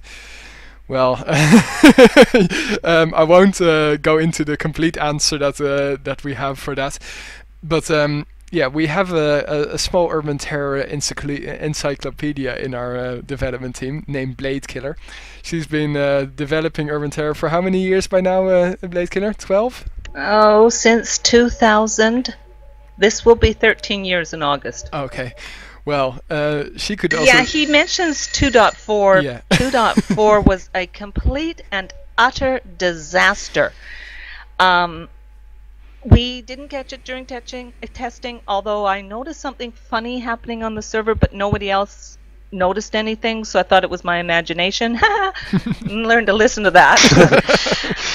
We released it, and all the servers crashed, and no one could play, and so our lead coder, Dr. 8, and I worked for 2 weeks with almost no sleep. I was having to work full time, so was he, and then he he'd do the code, give it to me, I'd test it, and we just did that for 2 weeks straight to try to fix everything. So 2.4 lasted for a whole 2 weeks, and then 2.5 came out. So I don't know, maybe he is remembering 2.3 or 2.5. But certainly not 2.4 is his favorite. Over time, it really blurs, obviously. But coming back to the real question that he puts after his love affair with 2.4. Well, we already discussed this in part. The question was obviously, are we going to make it on a newer engine or web browser based? Well, newer engine. That's been clear by now, I hope.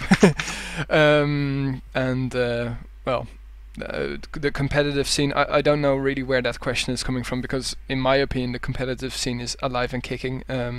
I'm a head admin over at Urban Zone, and yeah, I don't know, it's it's definitely very active still. So all I can say is that well, just head on over to Clanbase or Urban Zone, and you can find an international oriented league environment where anybody can still play. So I hope that that answers those questions. So now we come to the biggest topic of the questions. When do you think most players will completely switch to 4.2, and are there actions by Frozen Sand planned to make this happen faster? A question by Silver Fox. I think the players who have not switched yet are, there are two groups of them. It's group one, they're not really aware of the new version because we kept supporting 4.1. And group two, these are the players who they like the mods, zombie mod for example, which is only available on 4.1 at the moment. We will try to make sure that people will, people who still play 4.1 but who don't know that 4.2 exists, we will make sure to find a way to contact them about it. For example, we could add a notification. That's kind of our plan. We're not planning to force people to switch, but we're expecting, if everyone who doesn't know yet learns about it, then most of those people will switch, and the majority of the players will be on 4.2. Yeah, there's another question relating to this by Vogue. Don't you think it's about time to shut down the 4.1 servers? Well, I don't think we're going to shut them down. If we will shut them down, then it's going to be maybe for a short time. We might actually shut them down. No real decision has been made. Basically, the point is that whatever we're going to do, we will make sure people switch over to 4.2. But we're not. It means the master really server for 4.1, not the actual servers. Yeah. It's just we're gonna make sure people switch, but we're not gonna force them if they really don't want to. I mean, there are still people playing 1.26 or 1.36. I don't know. 1.27. 1.27. Thanks very much. That's what I mean. The Urban Terra Encyclopedia. But yeah, I mean. Been playing since 1.0. Exactly. I mean, obviously, people can still play older versions of Urban Terra, and they're free to do it. But the thing is, 4.2 is the one that's being developed, and the best thing would be for everybody to switch over, for all parties involved. I mean, if you want, for instance, a zombie mode, whatever it is, to be honest, I have played it once. It's a lot of fun, in my opinion. Hell, the same thing might happen with zombie mode as that happened with Knockout. It might be added. I'm just saying, yeah, post it, and who knows, maybe Frozen Sand could help adding it to the game. Anything is possible. But anyway, I hope that answers those questions. Moving quickly on, the next question. Well, these questions were posted 2 weeks ago. Will there be another 4.2 update? If so, when? Today. Well, there will be more updates. They'll just keep coming. When they're done. Yeah, the traditional answer. Yeah, it's. I could give another answer, but it's not going to be the right answer. Exactly. Can we expect voice over IP in-game for 4.2 for both global and team? A question by Zer. Do not see this happening in 4.2, but I really want to see it in HD. I think we will have it in HD. Real quickly, I'll note on that there are custom clients that support Mumble in-game. Actually, Quake 3 added that to the native client, so if you're really desperate for some kind of support in-game, you can investigate Mumble in the clients. Yeah, and maybe if one of the coders get excited about it and they add it, then we might have it in 4.2, but I'm not expecting it. Okay, so going on to the next question, will we get team balance without having to use B3 bot for 4.2? This I think is one of the ones which is basically, as Frankie says, how does Frankie put it? Frankie, how do you put it? It's up to the coders. It's up to the individuals. It's right. An individual project. It's an owner-based project. Owner-based project. There it is. If someone wants to do it, then it will happen. If someone doesn't take the initiative, then it won't happen. So, and again, if that's something you really want, then express that on the forums. You know, features like that can always be implemented, but obviously we're not going to implement features that we don't think the community wants. So. Yeah, and there are only so many features we can implement. I also find offerings to the coder gods of Hot Pockets and Think Geek t-shirts works well too. Yep. Always works well. Nice. Bribery of sorts. Nice. Oh well. Developer integrity here. Yeah, well, so maybe we can switch the string. Yeah. Do you have any incentive. idea where? Just a nice pub server. Let me see. Yeah, I'm sorry about that. I was kind of. I'll look around and give you an IP soon. Would be appreciated.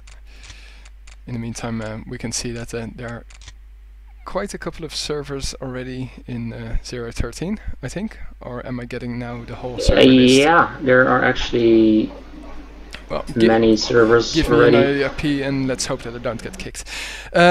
Moving on to the next question, because team balance without having to use B3. Well, let's put it this way: it's not in the works as of yet. Your input is more than welcome. Get a poll or somewhere and show us how many people are interested in it. That's sort of stuff. We don't know how much interest there is, to be honest, in that. It's a public server. And in general, the public server community is not as outspoken as the competitive scene, if I may say that. Give us your input and we'll always listen to it, in short.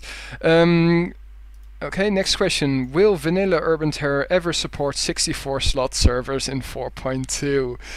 No, never. The game I'm thinking maybe 128 slots. That seems like what about 1,000 slots? Massive multiplayer online role-playing game. Our official stance on this is that the game is actually designed for like maybe up to 16 or 24 players on really big maps, not more. And we know about these servers that increase the slots to 46, and it's like usually this deathmatch game on Casa, and there's 20 people running around and frames per second are horrible. We're not gonna. Yeah, let's not do go that. there. No, we're not gonna go there. That's gonna introduce so many problems for the dev team. Just you couldn't even imagine. Well, it's just madness. It already does. Indeed. Because new players come to the game, they list the servers by number of players, and again get one of these massive 48-slot servers, which you instantly connect to and find a laggy, horrible, unplayable, unhittable mess of a game, and then they think that is what Urban Terror is. That's why we really disapprove, but, you know, you can't stop it, so... Here we are. Rant over, gonna mute again. Raider providing today's rant. Oh, I just hate them that much. He is evil. So there's something covering the TeamSpeak, like, who's talking part.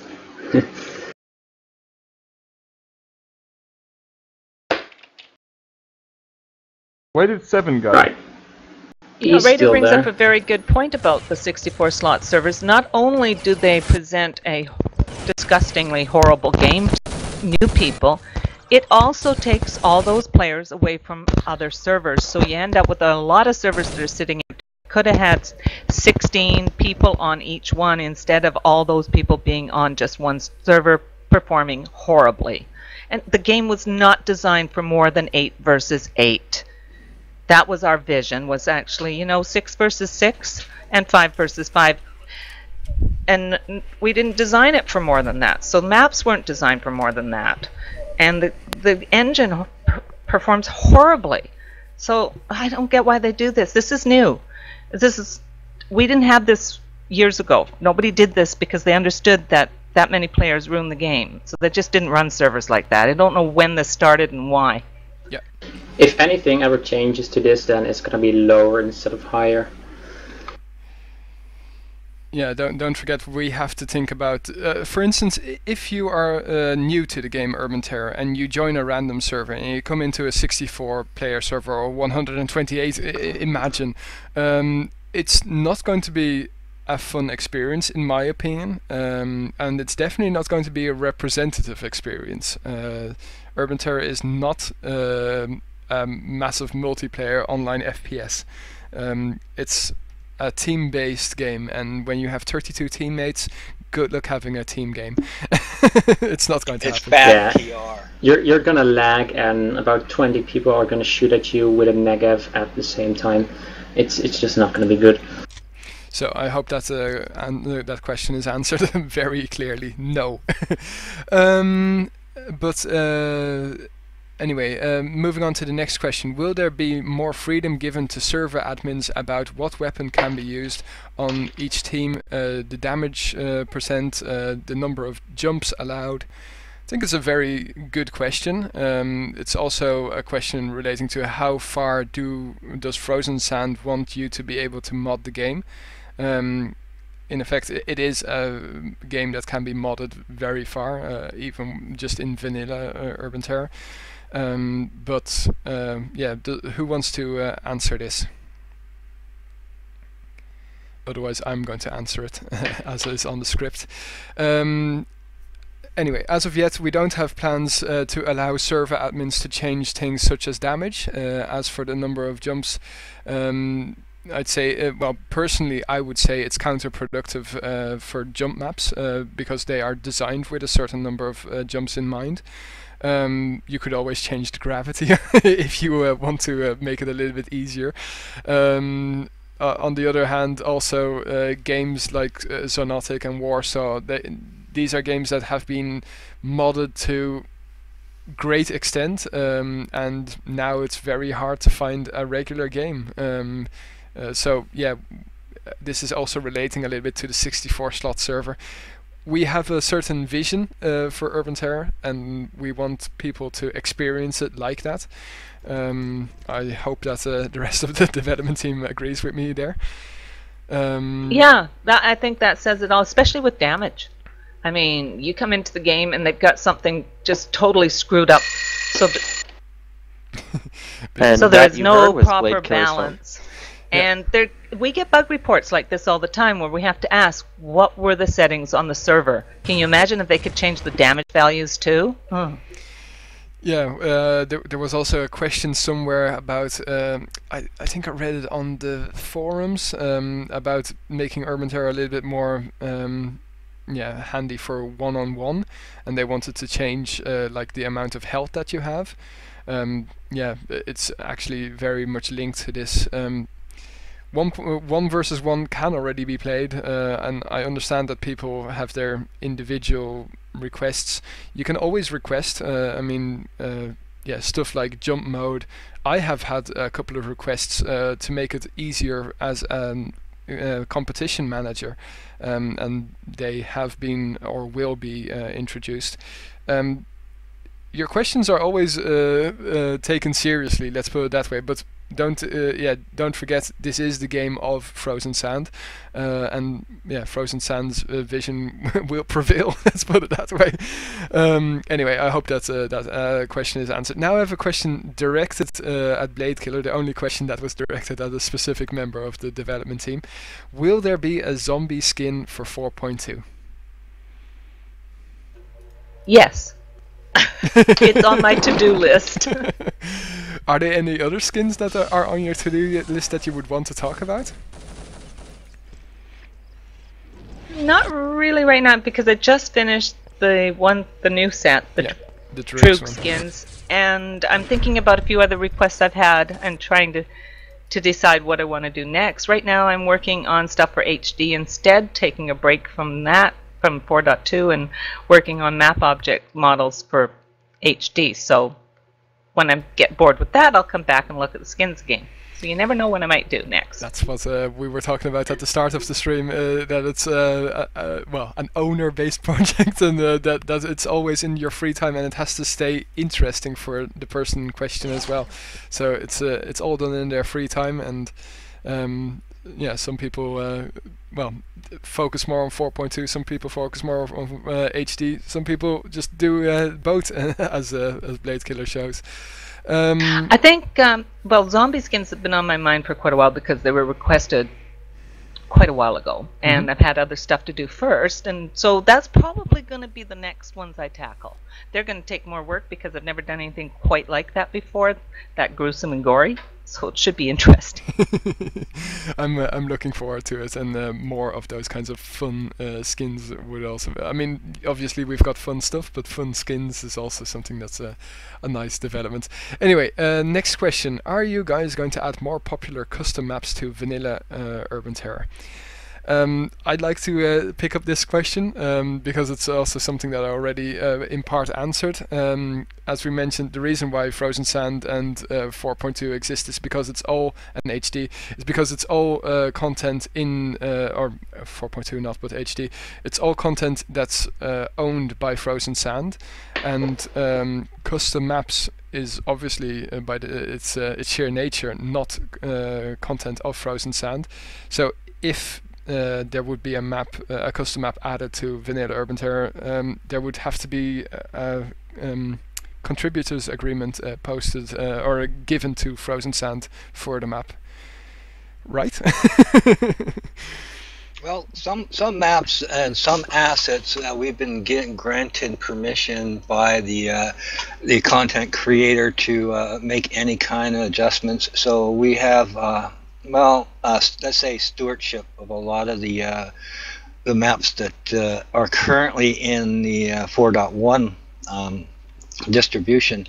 So it is something to look at, but we're more or less moving a lot of our design pathways towards mesh-based map design.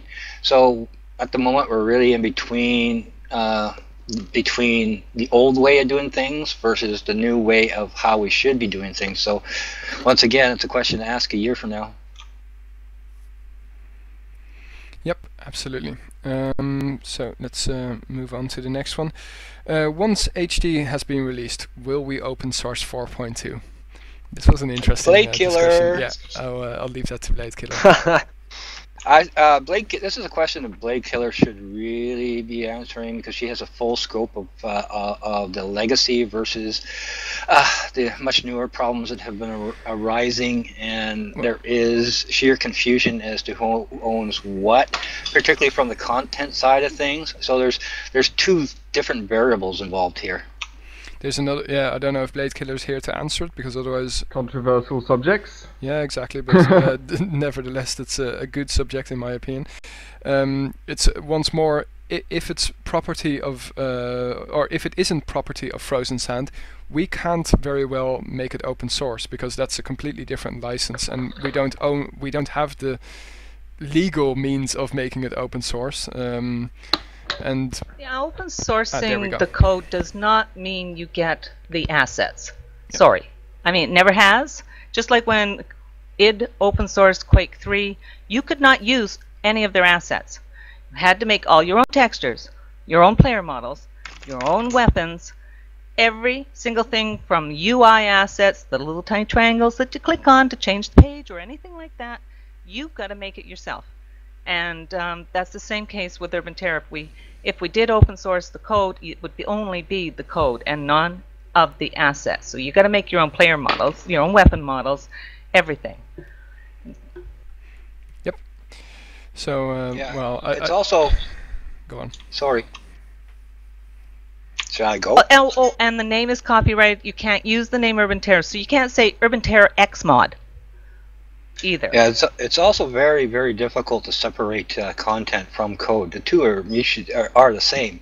You know, that's the way I look at it. For example, the new hit mesh design is so closely integrated with code because it's at the content level that, you know, any mistakes made in that area can cause severity, such as servers crashing. So, you know, if you don't know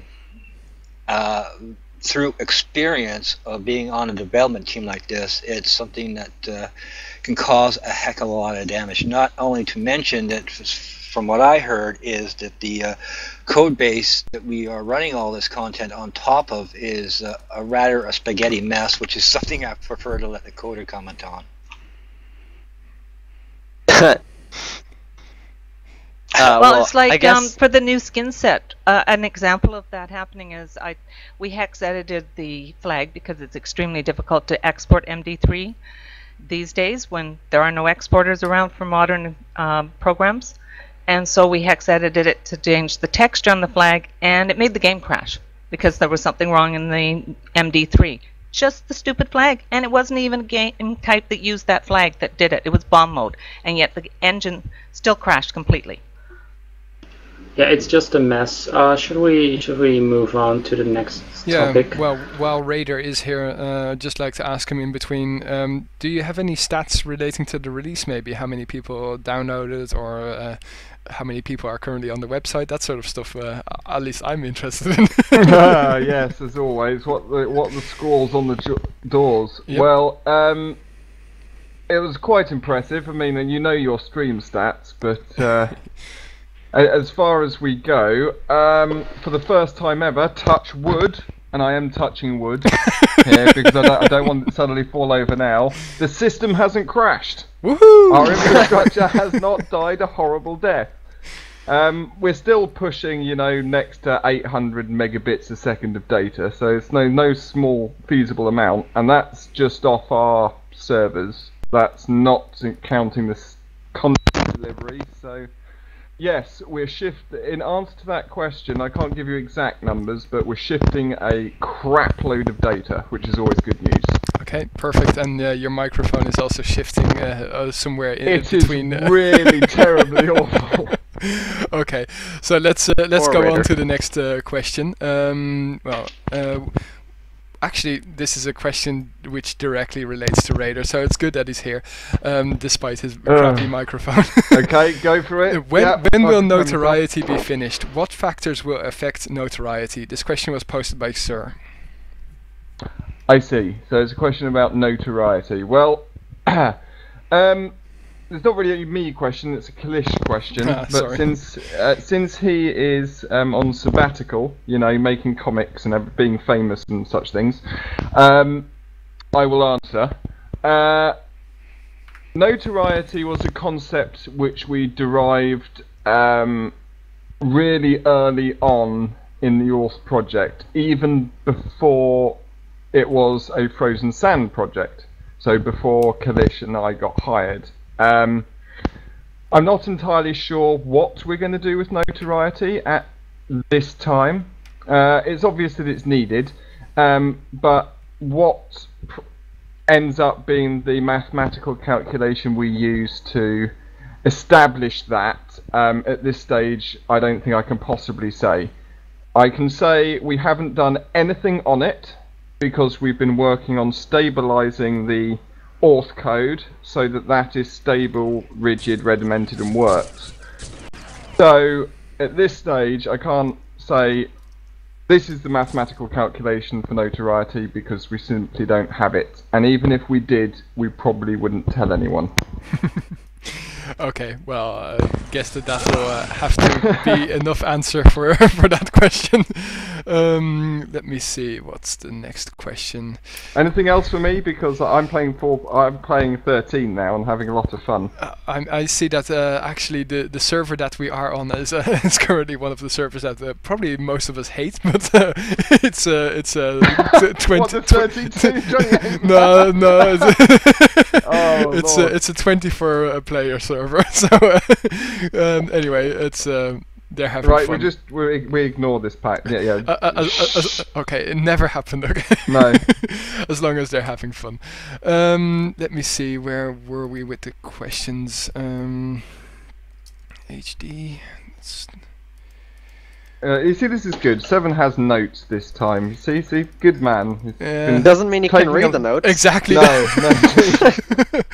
Okay. Strong writing skills, reading somewhat to be desired. Thanks very much, Raider. Okay. Love you. We love you, 7. Okay, I found it finally. Can medic information be output to the log so bots such as B3 can factor this in for skill and for team damage? This is a question that I immediately want to put down to Binary Thief. Yeah. Next version, it will be. Well, actually, I can't guarantee the next version 14. That's going to be a bug fix. Might be in that, but that it's implemented. It just depends when it will come out. So it's there. I have done stuff with logging. So if you have other things you want logged, if it's not too much of a pain for server admins, I'll look into throwing it in the engine for your B3 enjoyment. Okay, cool. There's a question relating to blue team and red team 1. Will the sounds be updated towards the new colors? It's not high on our priority, let's put it that way. Yeah, it's another one of these owner-based projects, as Frankie V likes to say. Does somebody in the development team want to answer this, or want to say, hey, I'm going to do this? Well, does everybody understand just what is an owner-based project? Go on, explain. We already heard that everyone knows now. No, it's something that probably the dev member who did the whole thing would probably be involved in doing that part of it. And I don't know whether that person is interested in doing that or not yet. It's on our table. Whether it'll be done or not remains to be seen. If I'm not I don't like to make any promises until it's actually done. Then I like to tell you, because if something happens and we can't do something, it's very disappointing if we said we want to do X and then something happens and we can't do X. So I'll tell you that we're going to do X after it's actually done. Because are all the sounds, all the voice sounds in possession of Frozen Sound? The female sound is me. Yep. The male sound is Barbecue. So for HD, those sounds, well, all of the sounds will be replaced because, you know, different game, different engine. Exactly. No, but so that'll have to be. As far as say announcer sounds, I can do them, or somebody else on the team can do announcer sounds, additional ones. But it's just a matter of priority and what needs to be done right away. And then if somebody wants to take on that project, like Frankie says, it's an owner. It's like that's URT. That's what it's always been. Yeah.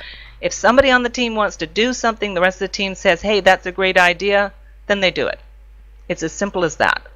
people didn't know that you were actually the female voice.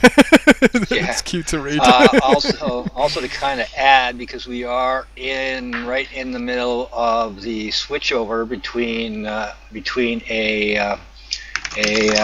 Intech 3 based pipeline versus a new engine design pipeline. A lot of these resources that our current developing team has access to will eventually start to fade or disappear over time, which makes it very difficult to be able to even introduce a new weapon into the game, add havoc as part of a group effort, which is what it really does take to add, say, a Glock to the menuing system. So the idea is to still allow members on our team who are interested in continuing to develop new items for 4.x into the future. They're more than welcome, but they'll become more responsible to themselves of taking the idea from concept and inception to completion, rather than how things generally flow upwards through the team's pipeline, that ultimately the person who had the original idea hands it off to the next person who takes responsibility for moving it up through the pipeline. So unfortunately, at some point we have to revamp the pipeline because it's totally incompatible with our new engine design from our initial design ideas that we have been talking about lately. Yep. Well, I see that the first comment by Raiderus just now in the Twitch chat was that he loves the Colt. So put that in your pipe and smoke it. Whoever made that made the model. To be honest, I love the Colt as well, especially the action, and I think that must be Frankie V's work, right? The reload action. Who? What? Where? The reload action of the Colt. You made that, I guess, or? No. Actually, this is recycling old animation. To be honest, I don't want to talk about animation. Period. Okay, sorry. But I'm very, diligent about preserving a lot of the work that's been done before by some of the past developers on the team. And personally, I feel that the no changing of content rule also applies as far as indiscriminate changing of current assets goes. So I've just been kind of hot swapping some of the new weapon additions with the animations that have currently been done. I believe they were done by Crazy Butcher, as far as the stock animations goes. Yeah. Okay. Well, anyway, I like it nevertheless, and I love the weapon. It's actually kind of interesting though that when you change the weapon or you change the sound, it gets a completely different type of, let's say, nuance to it. That people will say, hey, the Colt. People will probably come up and say, hey, the Colt animation for the 1911 is different than the Desert Eagle, but it's the same animation. It just looks different, but it must be my mind. Okay, so I was going to say that Nunu did the skin for it and did a beautiful job on that skin. Oh yeah. Yeah, no, indeed. We already mentioned that in the start of the stream, but indeed I started a little bit earlier. Sorry about that. Anyway, a question from Twitch chat that I would like to get into just quickly, since we are already on the topic of weapons. Are there any new sniper rifles coming our way? We have the what was its name again? The F1. FR-F1. Yes, exactly. We have it. I think it's ready to be put in, but it's just a decision which we haven't made yet. Do we want to put it in or do we not want to put it in? That's something we'll have to see about. But if we do want to put it in, then it's ready. Yeah, we're kind of in the preliminary stage. Once again, applying the two-question rule, as in should we, if so, why? Shouldn't we, if so, why? Kind of idea. So it's on the table. Yeah, exactly. Okay. All right, so moving on to the next question. We'll go into loads of questions on the Twitch chat a little bit later, but first we want to go through these questions, and we still have a lot, and to be honest, I don't think we'll make it, but okay. That's pretty much my own timekeeping skills messing up. Will there be more chat variables, as others and myself have suggested in the past? A question by Xur. Binary. Chat variables. Chat variables? Yeah, chat variables. To be honest, I don't know what others have been suggesting. I know what you mean. They mean like dollar location, for example, and then... Oh, right, yeah, I remember this question. Again, this is something where it kind of depends. If you have an idea of something that should be added, you know, post it on the forums, we'll look into it. Obviously, that needs to be balanced. There's certain things that shouldn't be sent out with chat variables. You know, right now it's like location, clip, gun, stuff like that. So, that's something that, again, it's one of those things where if you have an idea and it's something that, you know, I don't want to say like post every single damn idea, but it's something that is as simple like that. It's a chat variable that you think would really enhance the game, or you just really want, you know, post it and we'll see what we can do. Yeah, well, Sir is in the Twitch chat and he says that it has already been posted, but the thing is, look, we don't. Well, it would be madness to say that we would can read every single post and remember it. Especially, that's more of a problem. Yeah, and I will mention right now, I tried kind of going into the backlog of the bug forums, but it's kind of hard right now. So new posts are getting noticed. Yeah, exactly. And if you bump the post, I'll look at it too, or send it to me on IRC. I'm always on IRC. Guys, if any of you have an IP for a different server or a jump mode server, I'd be very much interested. I'd like to hop over there because this server is getting crazy. I know that the server admin wants to have as many players, but we've already got 28 now, and to be honest, this is exactly what we were talking about that we don't like. So if somebody has a... There's absolutely no lag, though. Yeah. If somebody has a... maybe not for you. If somebody has an IP for a jump mode server and wants to show off their jump skills, feel free to post and I'll definitely hop on over. Anyway, moving over to the next question. Can we get entity protection so players and entity objects don't take a long time to appear when you come around the corner with high ping? Another question by Xur. I can briefly take that. Someone else on the team might have a better answer, but that there's a bunch of stuff in Earth that's kind of built to make lag, I guess, not matter as much. There's a lot of, you know, hit detection code, stuff like that, which is the reason you can play against someone with 150 ping, and it's not completely ridiculous. It's obviously not perfect, but, you know, welcome to the World Wide Web. You know, this is how it's built. And someone's cringing for me saying the World Wide Web. Deal with it. So I think things like that could be investigated, but I'm not sure it's entirely worth the time and effort right now. You know, HD again is not going to have these problems. You know, this is stuff that is going to be caught much earlier on. This is a limitation of Quake and the way the snapshots work in it. So probably not, but hey, owner, whatever the saying is. Yeah, exactly. Someone wants to own it. Maybe they'll look into that. Because honestly, go ahead, Frankie. Sorry. Also, ping is not really a reliable value. Yeah, and on that note, you know, I don't think it's very fair for people to, you know, suggest that we have to support, you know, 200 and 300 ping and on. It's just at that point it breaks so many things in the engine that it's, you know, if it's kind of play at your own risk. You know, you play with 200 ping, and you know people are gonna pop up out of nowhere. That's just the way stuff works. So there's nothing to do about that. It's just how it is. Or you can just wash hands. Yeah, it's not like it's unplayable with a high ping. It's just a disadvantage. Let's see. Moving on. What's the next question? Yeah, 1 second, I'm just getting... Yes, you will have to update your servers manually. Yeah, that's not something that we offer just yet. Maybe it's in the future, I don't know. Anyway, next question. Can we get a shuffle teams command that doesn't restart the map? I think that's a very good question and a nice, would be nice addition. But I don't know. I have no idea if that's viable or possible or whatnot. It should be.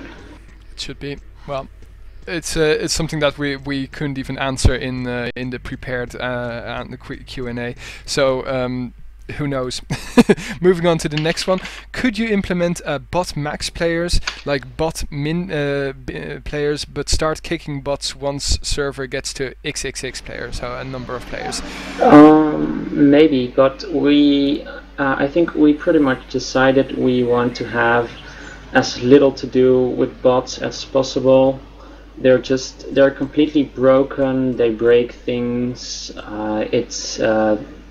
We don't really support bots, but they're in the game. Yeah, that's the point. Well, there will be another question relating to bots a little bit later. It's another thing that, well, nobody at the moment on the current development team is interested in them, let's put it that way, at least not just yet. So if there are people that are interested in working on it and want to join Frozen Sand for that, you can always apply. If I'm not mistaken, somebody recently applied, but I mean, that's always the question, will you be accepted even if it's working on something that Frozen Sand is not at the moment just interested in? You also have to show, obviously, that you've got some skill coding and whatnot. So, yeah, at the moment, not high on our list, let's put it that way, especially since bots are not really needed. Anyway, moving on to the next question. These are actually two questions that I'll actually combine, because they are from two separate players, but all relating to animation. And I know Frankie V doesn't want to answer questions related to animation, but here we go. The character animations in 4.2 were disappointing, and I am hoping that more effort will be put in the HD release. How important is character animation to the team? That was a question by Voidref. The other question was by Hippers. Sorry. The biggest complaint of 4.2 is still animations. Has simply conceding and reverting them back to what 4.1 was ever under consideration. Hippers, by the way, did add to that he didn't have a problem with the animations anymore. And I'd like to quickly say to that, yes, the animations were different to 4.1, but obviously a lot of things were different to 4.1, and everything you need to get used to. I was amazed at the amount of rage in the community about the new hits, but we're 2 months later on since that the community of the competitions adopted 4.2, and I'm only hearing positive things. So yeah, it's just about the animations. I know Frankie doesn't want to talk about them, so I'll just say it. We will not revert them, it's not possible. Also, we know there are some complaints about them, but the point is, the engine is very old and the system of animation is very old, so it's not like he's not good at animating, it's just there's not much he can do with the technology to make it good. So in HD, the animations will be well, better in every way, basically. Oh yeah.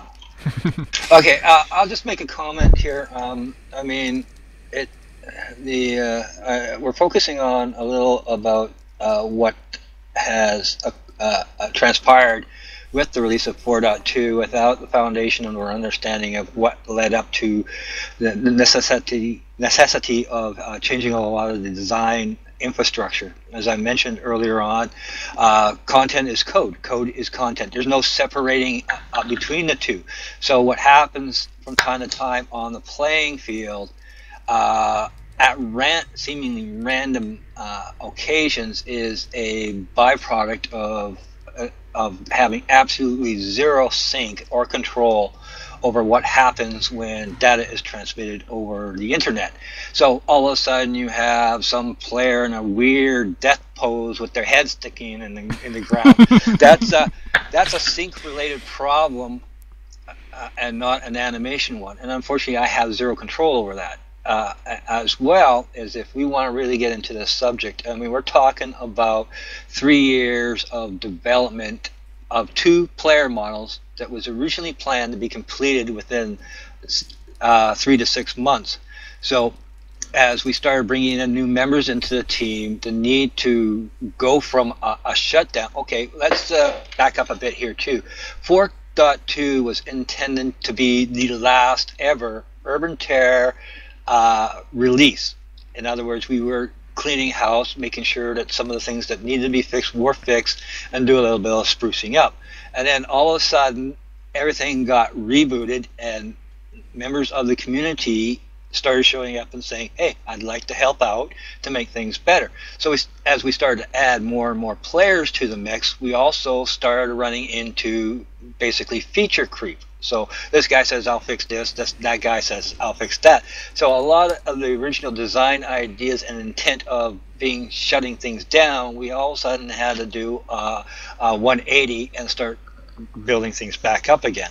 And the one thing problem that we ran into that had to be fixed was collision detection in 4.1. There is everything and anything about a player animation hinges. That's the cornerstone. I mean, if you shoot at a player and collision does not occur, that is bad. So that's what we were really focusing on as part of cleaning up what was, let's say, an extension to that need as to code failure. So that was the first thing that had to be corrected, and that's the one thing that we are ardent about, is to ensure that collision detection continues to improve over time, and that we have now complete control over the hit mesh design. We know where it is. We can identify that it is indeed syncing up to whatever the player animation system is doing by taking it off of a secondary channel that would cause almost random relocation or warping of the hit mesh. You know, you'd be sitting there and you'd be putting an entire clip into the player model and nothing would happen because you had no idea where the player model was. So when we released 4.2, the first thing that I did before even considering making any changes to the animation design was to see how the hit mesh was responding to actual gameplay.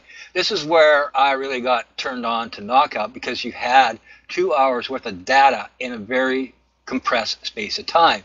And then you had number 2 and number 3, so now we have 6 hours worth of data. We had number 4, 5, we now have 10 hours of test data. That this tells me directly that it is functioning and that players are adjusting to the new design. So you know, from that perspective, you can see that there's a lot more going on behind what has changed than just, you know, the player doesn't crouch properly, you know.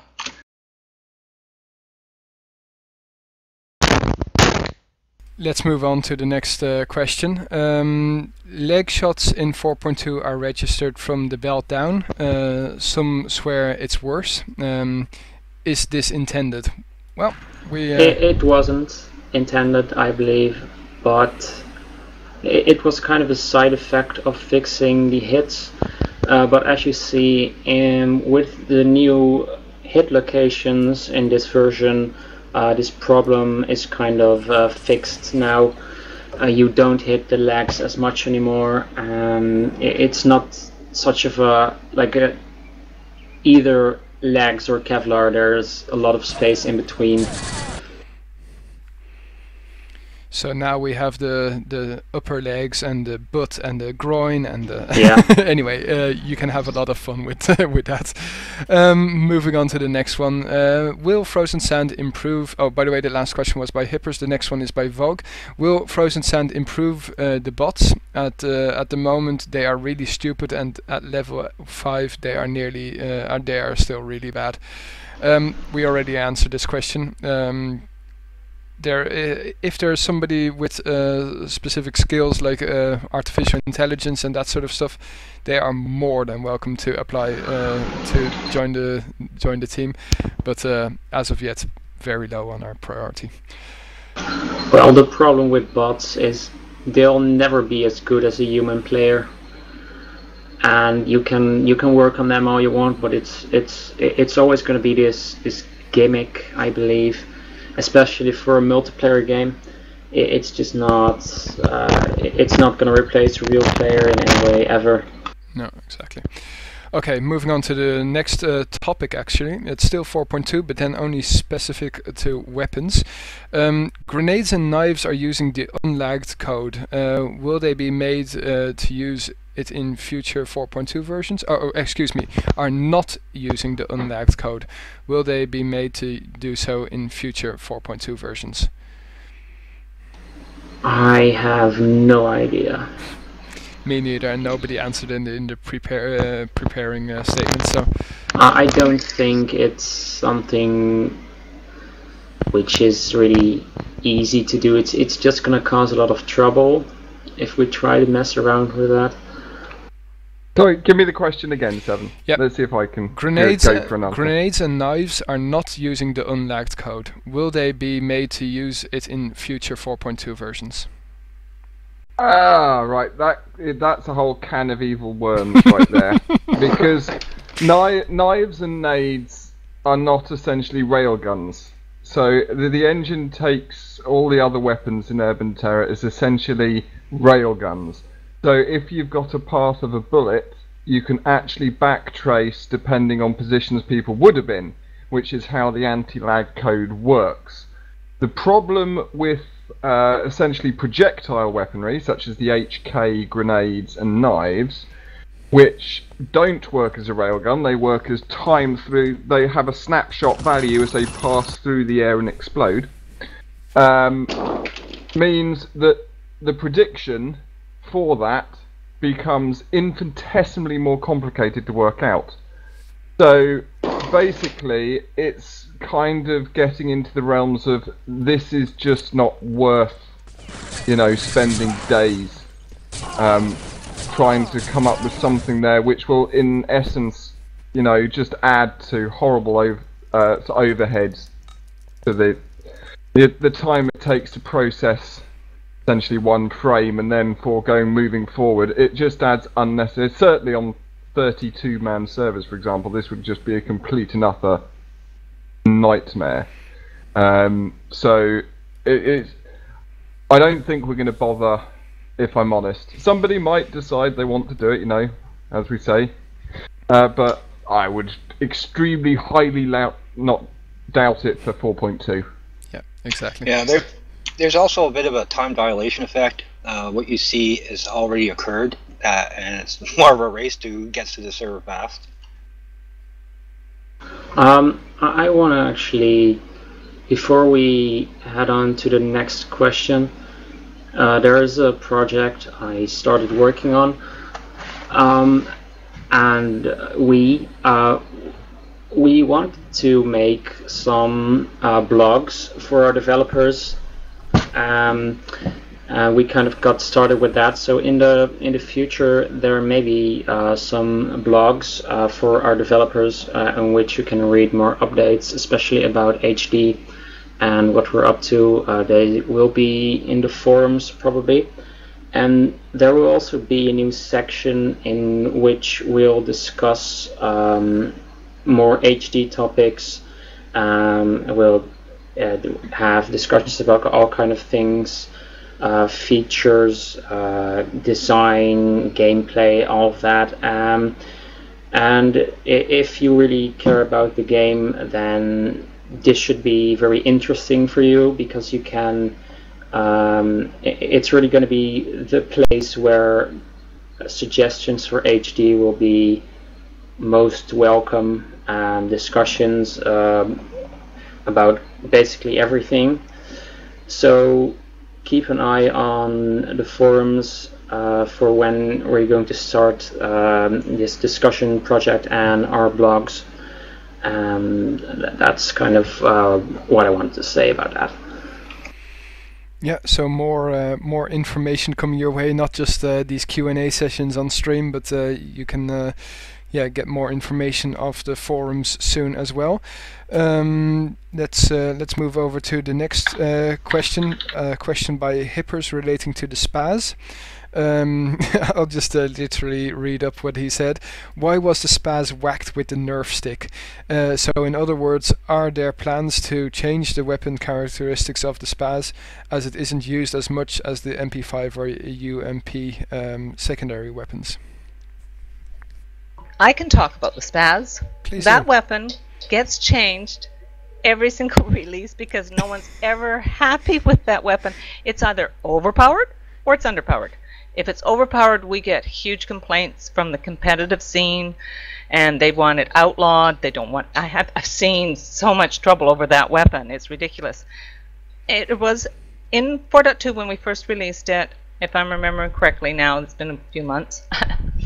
It was. It had the number of pellets increased, and no, it had the number of pellets decreased from 4.1. and the damage per pellet increased. Now you can't tell by looking at it in game because the decals, the damage marks, they're limited to 7. So it doesn't matter if the thing had 1,000 pellets, you would only see 7 decals, because if you go higher than 7, we found the game has real performance issues. People complained about that, so it was lowered. The number of pellets were increased and the damage was lowered. The total damage should be the same, but it's going to be different because you don't know how many of your pellets are going to hit the player model. And as far as like pellets are concerned, we have tried having a pattern for the pellets and having the pellets random. People didn't like the pattern, so we've gone back to random. So the SPAS has quite a long history. I just posted that Urban Terror comic from 2.4 or 2.7, the one that Bloodshot made. You linked me that one, BK, Yeah. or somebody linked me that one. Which one? He's been making them since 2000. Yeah, no, this one is from 2.7. Help me, Uber Spaz, no! Spaz ruined my life! And Yeah. no. Also the increase There in was no pellets. 2.7. Well, He probably means, I don't know which one he means because there was no 2.7. Oh no, wait a second, so- wait a second. It says, wow, when is 2.7 so I can complain about something new? So, it was probably from 2.6. Anyway. That's a good one. Yeah, that's my favorite. But another problem issue with increasing pellets is because of the new hit mesh design. It was what was causing the server crashes that we experienced in the initial releases. Oh yeah, exactly. Yeah. Well, anyway, that's the SPAS. You can never satisfy everybody, and the SPAS is powerful at short range, is not at long range. That's the case, and I'm sure that the SPAS will probably be changed like everything, like it has been doing for the last 13 years. But, Take it out? Question mark. Good question. Well, maybe when there's Benelli comes out, maybe it will be very, or maybe it will be somebody's favorite. Leak alert. Nothing leak alert. Fuck that. We already saw the models. Thanks very much. So don't give me leak alert.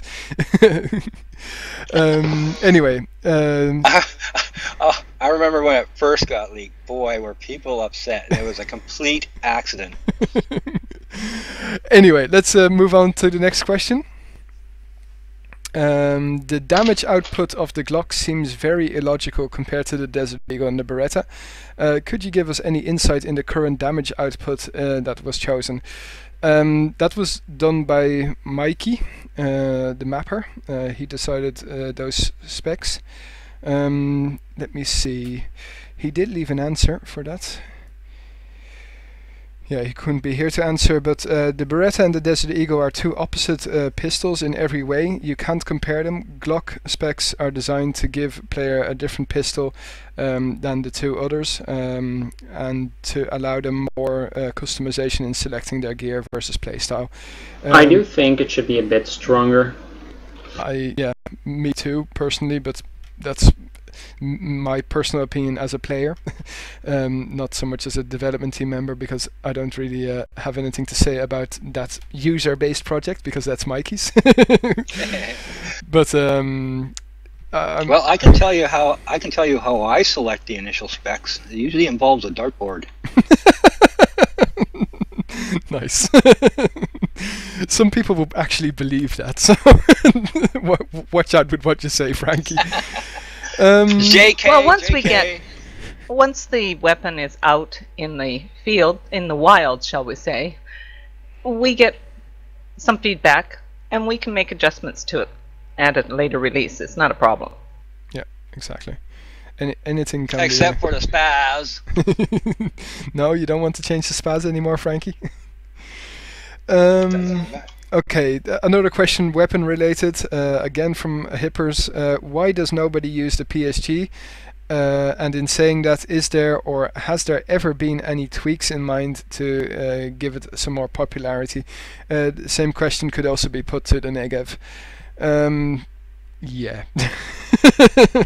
do we want to answer The that? Negev isn't really... I don't think it's meant to be a serious contender with the LR or anything. The Spaz, it's... I don't know, maybe... I think what we need to do is start doing a running spec check to see who is actually using what, so we can have some hard numbers. Because I don't really see this as being an issue of popularity as it is a one about preference. So I've seen equally weapons being used that you would not normally consider as being the normal loadout kind of option. Like Levent, for example, he's just nutsy crazy with the 69. So, you know, it's just a question of preference, then options kind of idea. Yeah, well, there's also another answer. Beautiful Nihilist, for instance, uses the PSG to perfection, and she plays totally different than SRA players. Could somebody maybe confirm or disprove what I think is with the PSG? Does it have a movement penalty? If I'm mistaken, it's not, but or if I'm not mistaken. No idea. I thought that when running and even jumping mid-air and zooming in, that it was still very accurate, if not dead on point. But well, the question is do you want one? Urban Terror Mythbusters. No. Check the scope ring. You know how it widens when you move, and then it stops? So that's without doubt, because I thought that the scope ring just always moves, but if it does, because no, the scope ring is reflecting the movement penalty. Okay. That's why it's really important to use that when you're using an SR8, for example, because if you're really good, you time your shot for when that scope ring has gone back to the default position. That means you're no penalty. Okay, well, if I'm not mistaken, there was a PSG ring movement, if I remember correctly. So I think then it must have a weapon or movement penalty.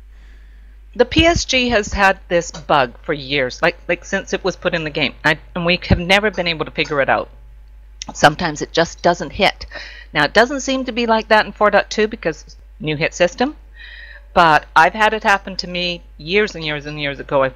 I couldn't tell you which version, where it just didn't hit. I mean, stationary target, stationary me, fire directly at the target, once, no hit. Twice, no hit.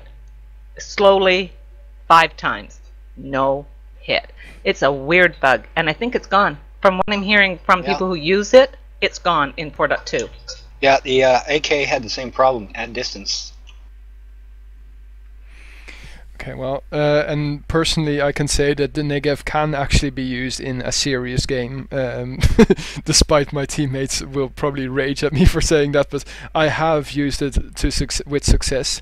But then again, there's also plenty of times that I haven't been so successful with it. But I mean, it's all in the hands of the player. It's just another variable to a weapon that if it suits your playstyle, you'll probably use it. And well, in this case, Beautiful Nihilist, for instance, uses it to perfection.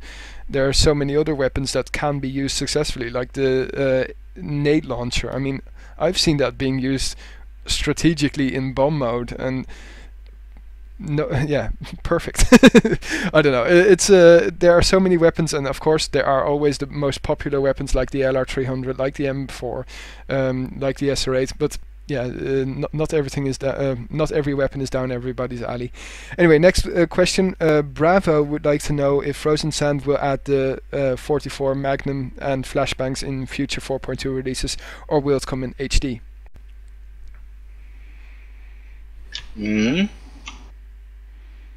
Most likely HD. And the we tried to re-implement those flashbangs again for 4.2. We had found the same bugs again. We need a new engine for those things. Okay. The Magnum 44 is pretty high res, so I don't know if it can be downsized enough for 4.2, or it's going to be the same thing as what happened with the DE.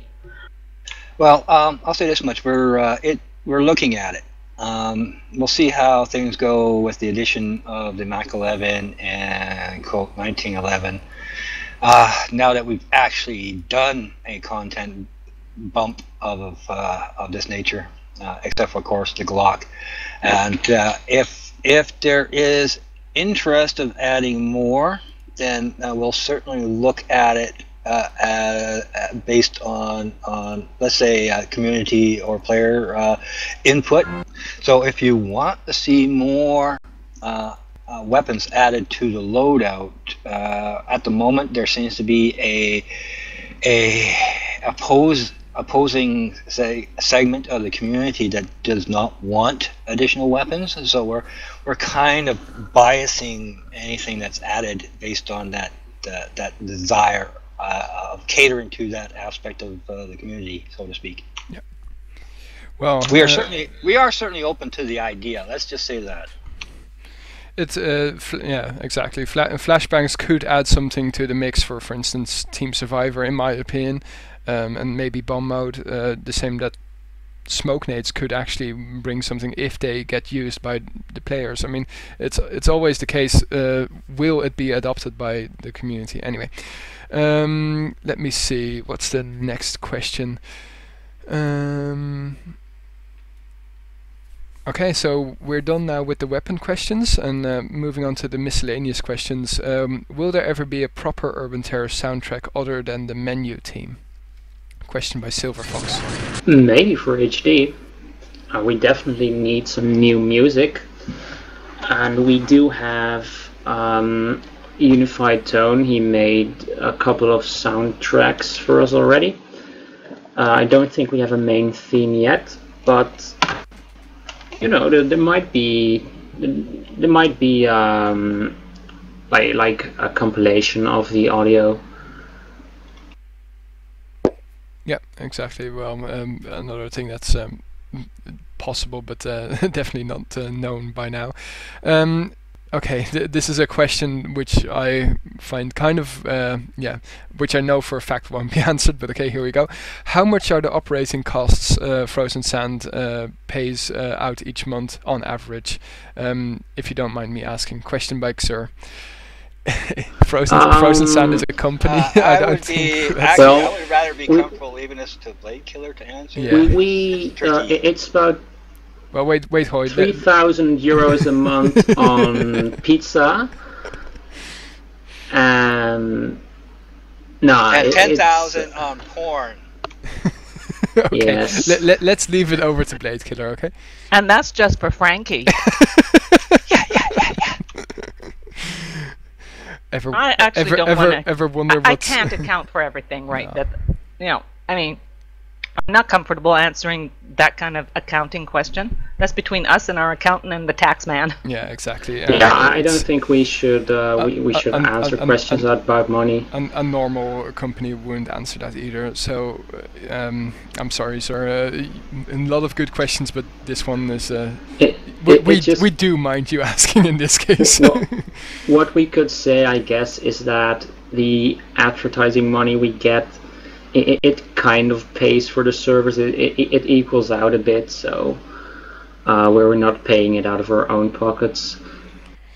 But yeah, I mean, actually, a lot of developers do pay a lot of the incidentals out of their own pocket. Yeah, that's true. That's just a natural course of wanting to buy new toys anyway. So it's people's hobby. It's our hobby. So yeah, we do it ourselves. And yeah, good that you want to know it before for donating, sir. But well, as we just said, we can cover the costs with the advertisement income, but I mean, your donation would still be very much received, of course, very well received. Of course. I mean, but as a sideways kind of idea here, click the ads. It helps a lot. Yeah, indeed. Yeah, but same on Urban Zone. Same here on Twitch. Yeah, I know. You're not supposed to. You're not allowed to say Google doesn't like it if you say that. If you promote that, then they will get angry. Yeah. So let's just pretend we didn't say that. No, but I mean, everybody knows how websites work. The advertisement income is the main drive of income, and you can fill in the blanks yourself, I would say. Blankety blank. And let's move on over to the next question. Let me see. Okay, never mind. I'll skip that. A question from Brainy. How do we see the game in 5 years, 10 years, and 15 years? Well, personally, I hope alive and kicking. You stole mine. Yeah, I did. but then again, Urban Terror's been dying since 1999. Exactly. Watch out. But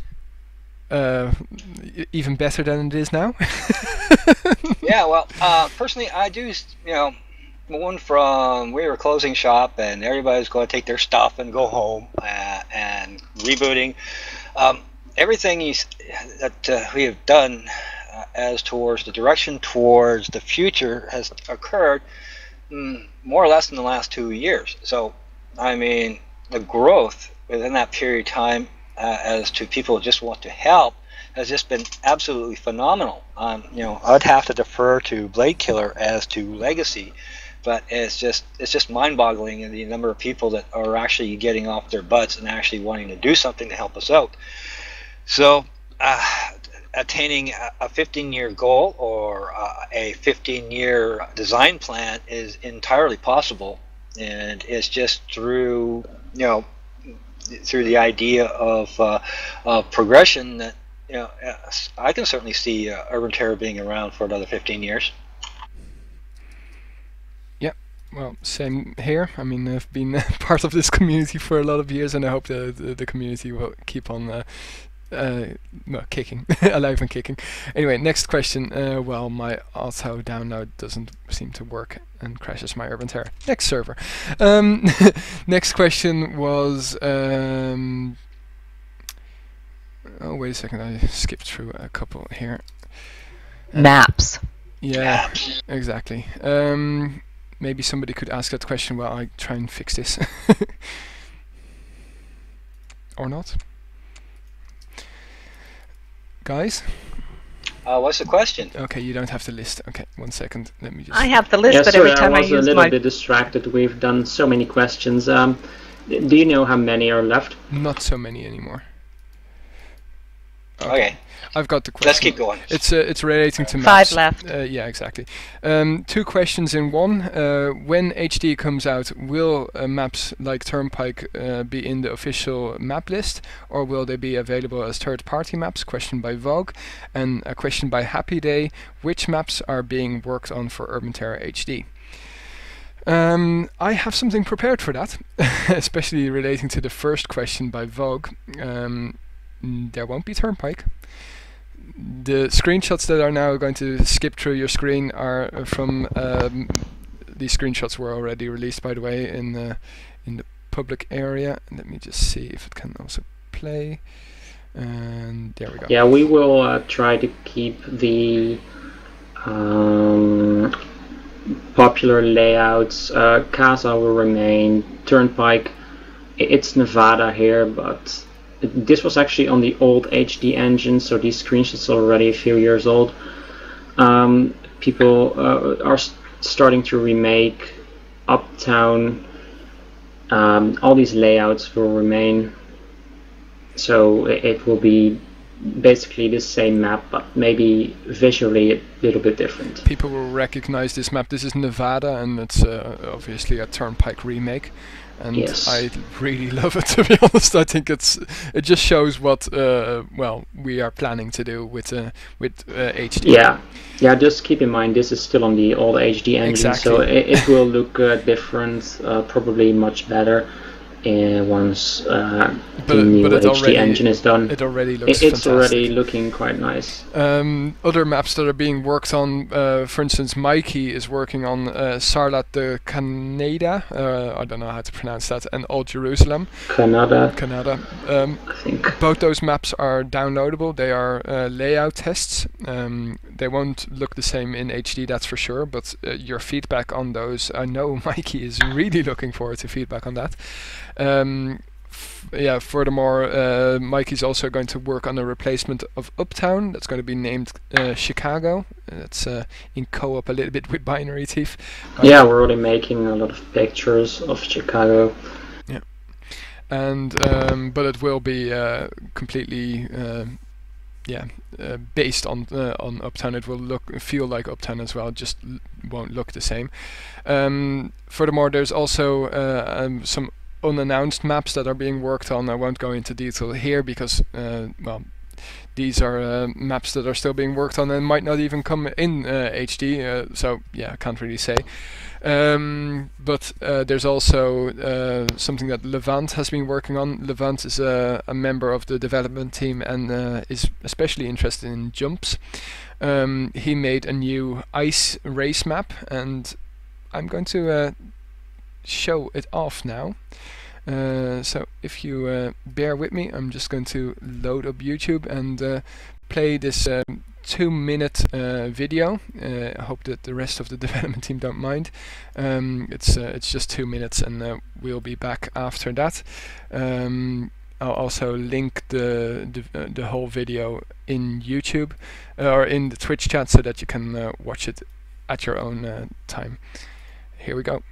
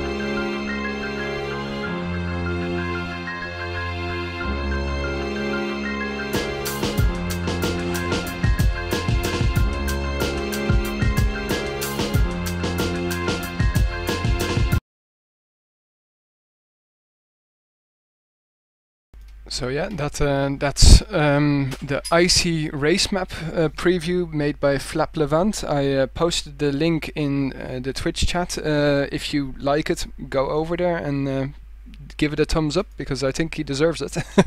I really like it. It just shows that there's still so many more things that you can do even with the current Urban Terror. Your creativity really knows no bounds with the Q3 engine. I'd also like to say that it was inspired by Wipeout, right? If I'm not mistaken. Yeah, Wipeout. These racing games, futuristic. If you haven't played it, try it. It's really good. I really had to think of Trackmania when I was watching that the very first time. But yeah, it's a lovely map. Well, I'd recommend checking it out because as far as I know it's already public, but anyway, might be mistaken there.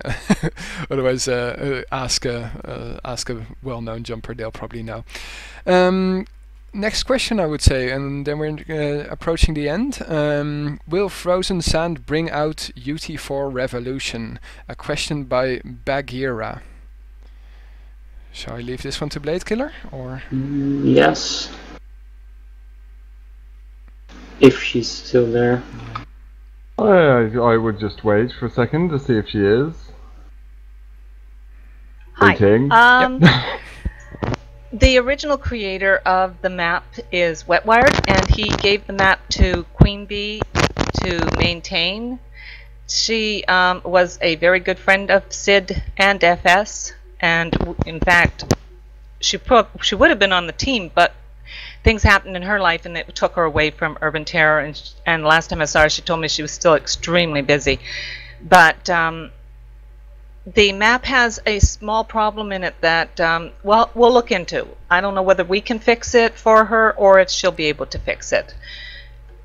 I can tell you now that map, when I was a little noob, that was my favorite map. Oh, yes, yeah, I'm with you, Seven. I remember so many times camping in that little command center.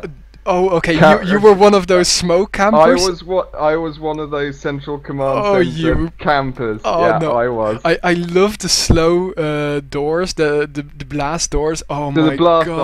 Oh yes. Memory lane. Man, memory seriously, lane. I've got such a big smile on my face now. Yeah, me too. I have a lot of good memories on that map too. It's a beautiful map. That was a good map. I think in general though, it really comes down to, does the original artist grant us fix them up rights as to original masters and resources? Because once again, the Urban Terror is built on the back of others, and personally, as an artist, I do feel queasy about making design changes that, deciding was this intended or was it not. So obviously a bug. No, it's just it's a texture missing. Just a texture missing, and there's an issue I at think it's one of the ladders. That's it? Oh, that's different. Yeah. Okay, I didn't know about the ladder. So really, Queen Bee does need to fix that. She was on the forum a while back, so she knows about it because it was discussed on the forum. She responded to the thread, so it's in her ball court. Yeah. But anyway, that's for Revolution. Just that you know, the Frozen Sand team does love the map, but it's not always down to us. Anyway, well, we watch some jumpers go and grab a lot. We'll move over to the we still got 3 questions, but here we go. Will bomb mode be added in UT4 Tunis? If not, please remove bomb mode from the voting menu. I'll take this one. We don't have the rights to Tunis, so we can't add bomb mode, and in the voting menu it's not dynamic, it's not based per map, if I'm not mistaken. So yeah, there's yes. What yes? You're right. It's okay. not per map. And we don't. I don't think we even have the file for the map. So even if it's a community map, we cannot change it. Yeah, it's not one of our maps. That's it's a community map. Yeah. Sorry, go on. That was the last serious question. Now we've got 2 fun questions to end with. I'll take these. By Silver Fox. Do it. What is the best? What is the best dish to eat while playing Urban Terror? Cookies. Interesting. Well, I had a kebab for my tea today. because I sure as hell wasn't cooking with everything I wanted to do. So, what's the favourite? I don't know. What's other people's favourite? I like my answer better. This Yeah. game is just too fast. Who the hell has time to eat, sleep, or even go to the bathroom? I eat cookies when I play sometimes. Frankie plays with adult diapers, just for your information. That's the wrong mental image. Frankie, quit TeamSpeak Quickly, and now next question. go Come yourself. on. Oh, come on. I've done worse than this. You know that. Oh, that made me Yeah. remember a certain South Park episode about No. World of Warcraft. We're not going there. I was No. wondering if somebody was going to recognize the reference. Oh no. Right, next, quick. Okay. Who is the most evil Frozen Sand member? Is it Raider or Null? Question by Silver Fox. Oh god. Wrong. My reputation precedes me. Wrong already. Of course, it's evil elf, according to to Frankie. Well, he is completely evil. But what else did you have to say, Frankie, about that? Sorry for stealing your thunder. I think I said something about Raiders more than willing to fight to the death for the position. I would kill you all. No. I'm nice, really. People make me angry. It's not my fault. I'm like the Hulk. Don't make Don't Raiders make me angry. He's only evil when he needs to be. Exactly. So we had. And even when he is, he's hilarious. Oh, Yeah, I see that there were some more questions. Except if you're the target, but Yeah, exactly. Well, you gotta see behind the scenes to really understand the Raider. Raider's a cuddly bear, but you don't want to get on his bad side, or his fangs will come out. Where did that come from? I've got a receding hairline and have no hair on me. Okay, you're. We do tell him though that he does have to stay off the boards when he's been drinking at his Friday night poker sessions. Yes, that would probably be worthwhile. Yeah. Okay. Actually, I see that that's the end of the questions. Yeah, that is. I don't believe we did it. Unbelievable. Well, now the second breathing. part starts. No. I don't know if we want to go into questions posted in Twitch chat or if we want to do that for another time. Sure. Really? Sure, do it now. We're here. Okay, well, we're here. Oh. Guys, feel free. Post on Twitch chat. I'll try and ask them all, and otherwise you can repeat them, and otherwise I say we're not going to answer them. And please keep your questions as short as possible. Pateradom. Anyway, here we go. I have a question about the differences between Urban Terror 4.2 and HD. I used to play Counter-Strike 1.6 for many years. How dare you say that here? Anyway, and now I see Global Offensive is very similar to 1.6, but with much better graphics. Is Frozen Sand set to create Urban Terror HD with slightly different physics, such as 1.6 in Source, or whether it be a remake? Well, what I think is going to happen is not just better graphics. The game will still be Urban Terror, but it's just going to be more Urban Terror, you know. Like, for example, we have all these jumping abilities in the current game. I can imagine we'll have more of that in HD. So it's gonna stay the same game, but there's gonna be more options, more diversity. It's gonna just more Urban Terror, more. That's the answer.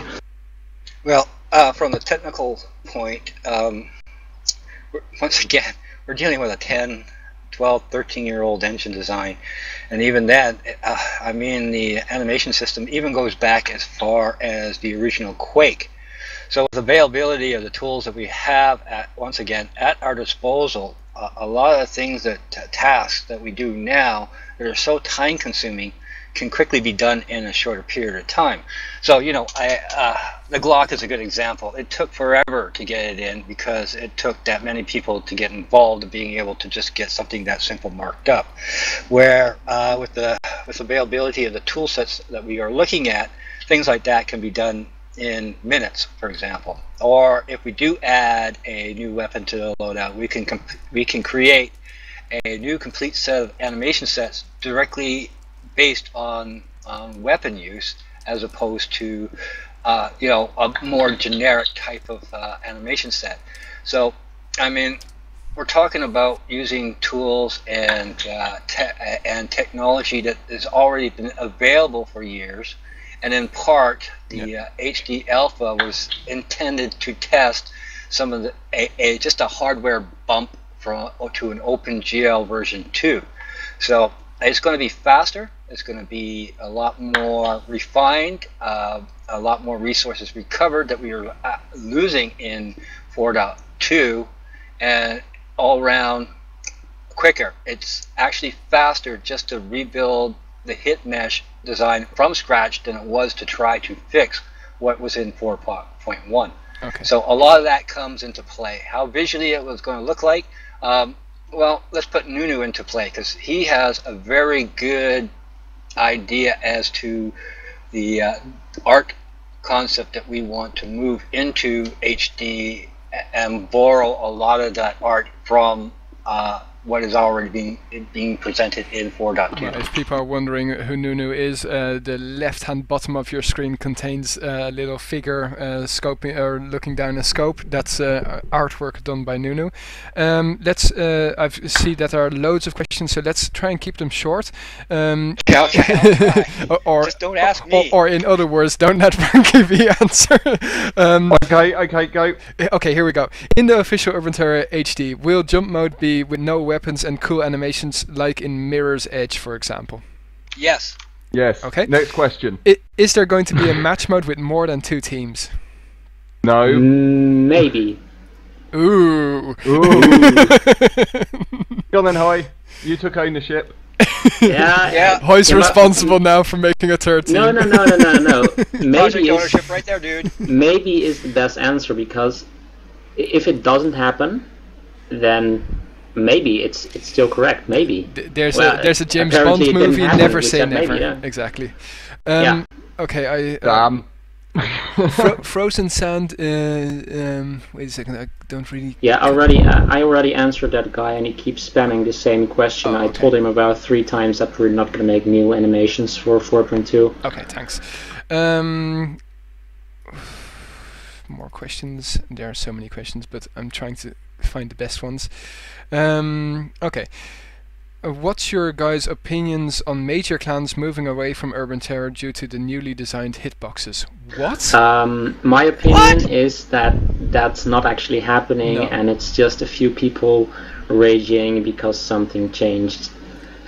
But nobody is quitting because of this. All the top clans that I know, let's put it this way, I haven't heard this one before, and all the top clans that I know are very pleased with the new hitboxes. So yeah. And also people are always quitting URT. There's a few guys I know, like they play for 8 years, 10 years, and they were quitting URT 3 years ago. Yeah. They were quitting URT 3 years ago. They're quitting right Since now. 1999. But they're still playing. Exactly. Yeah. One thing I have noticed, because I have been getting on the game servers and I have been paying close attention to Knockout, as I said, is this tendency in 4.2 or 4.1 of players doing this little circly thing with the barrel of their gun, which I assume that they're trying to find a hit mesh, is starting to become more of an aim. Like, you got to get the crosshairs on the player. You can't do this little barrel thing. Exactly. Okay, next one. Will there be an anti-cheat in 4.2? Well, don't say no. Don't say no. Well, let's get Raider on it. Let's say it this way: if there will be one, then we're not really gonna say it, of course. What now? It's just, let's say we make an anti-cheat and we say, oh, there's an anti-cheat. That's not gonna. It's just going to alert the cheaters that there's an anti-cheat. Yeah. So the policy of our anti-cheat is basically that we don't talk about Raider at all. Okay. But the player registration and the authentication system was part of the HD design idea for including a active AC system, which we figured it was a darn good idea to do it now. So now that is into play, anything involving the anti-cheat system is in Raider's court. Yeah, let's just say we don't like cheaters, Exactly. and we're definitely not gonna let them just get away with it forever and ruin the game. Okay, next question. Just before you go, because I am here. Sorry. And I would like to say this to all the cheaters, because I don't think it's obvious that Frozen Sand will and actively are pursuing an anti-cheat. At what state that is will never be answered. What it does will never be answered. Root codes things for that. I'm not going to tell you what he's done or what he will do or what he's going to do. Just that me and Root are working together on anti-cheat technologies, and that's the end of it. Exactly. So beware. Okay. Next question: is 4.2 X-Hack, I'm not going to say the name, going to be broken in 0.13? As far as I know, all cheats won't work in 0.13 since they break the link, right? Fundamentally speaking, because most of them are hook related, they may come back. You know, you can't do that. I mean, the recompile will shift loads of stuff about, but when push comes to shove, I'm sure they will come back, which is why obviously you need to take a proactive anti-cheat stance. Exactly. Okay. I don't know if this is a real question, but I'm just going to ask it anyway. Psycho Runner is asking, is the drop grenade bug fixed? As far as I know, I read in the changelog, yes, right? Or am I mistaking that with a different Possibly bug? Fixed. Possibly fixed. Okay, great. Okay, let me see, are there any... No new questions. So, you guys have a couple of seconds before we end... No, just kidding. But post your questions if you want them answered, because we are here now. How much wood does a woodchuck chuck? Well, if a woodchuck can't chuck wood. Exactly. Or could chuck wood, yeah. Exactly. Depends. Is he working on MD3 animation? Oh, God. 3 years. Indeed. Okay, what about merging... Recap the maps limit, so the server admins are aware of that one? Yeah, exactly. So for people that aren't aware yet, we mentioned it before in the stream, but there's a bug in this current release, 0.13. If you have a certain number of maps or custom maps on your, or PK trees, I should say, on your server, then it might... bugger up your server in the short. Yes, but okay, there is a fix underway. Yeah, fix underway. Server admins who have massive amounts of maps, and they will know who they are because they have massive numbers of PK3s in their server directory.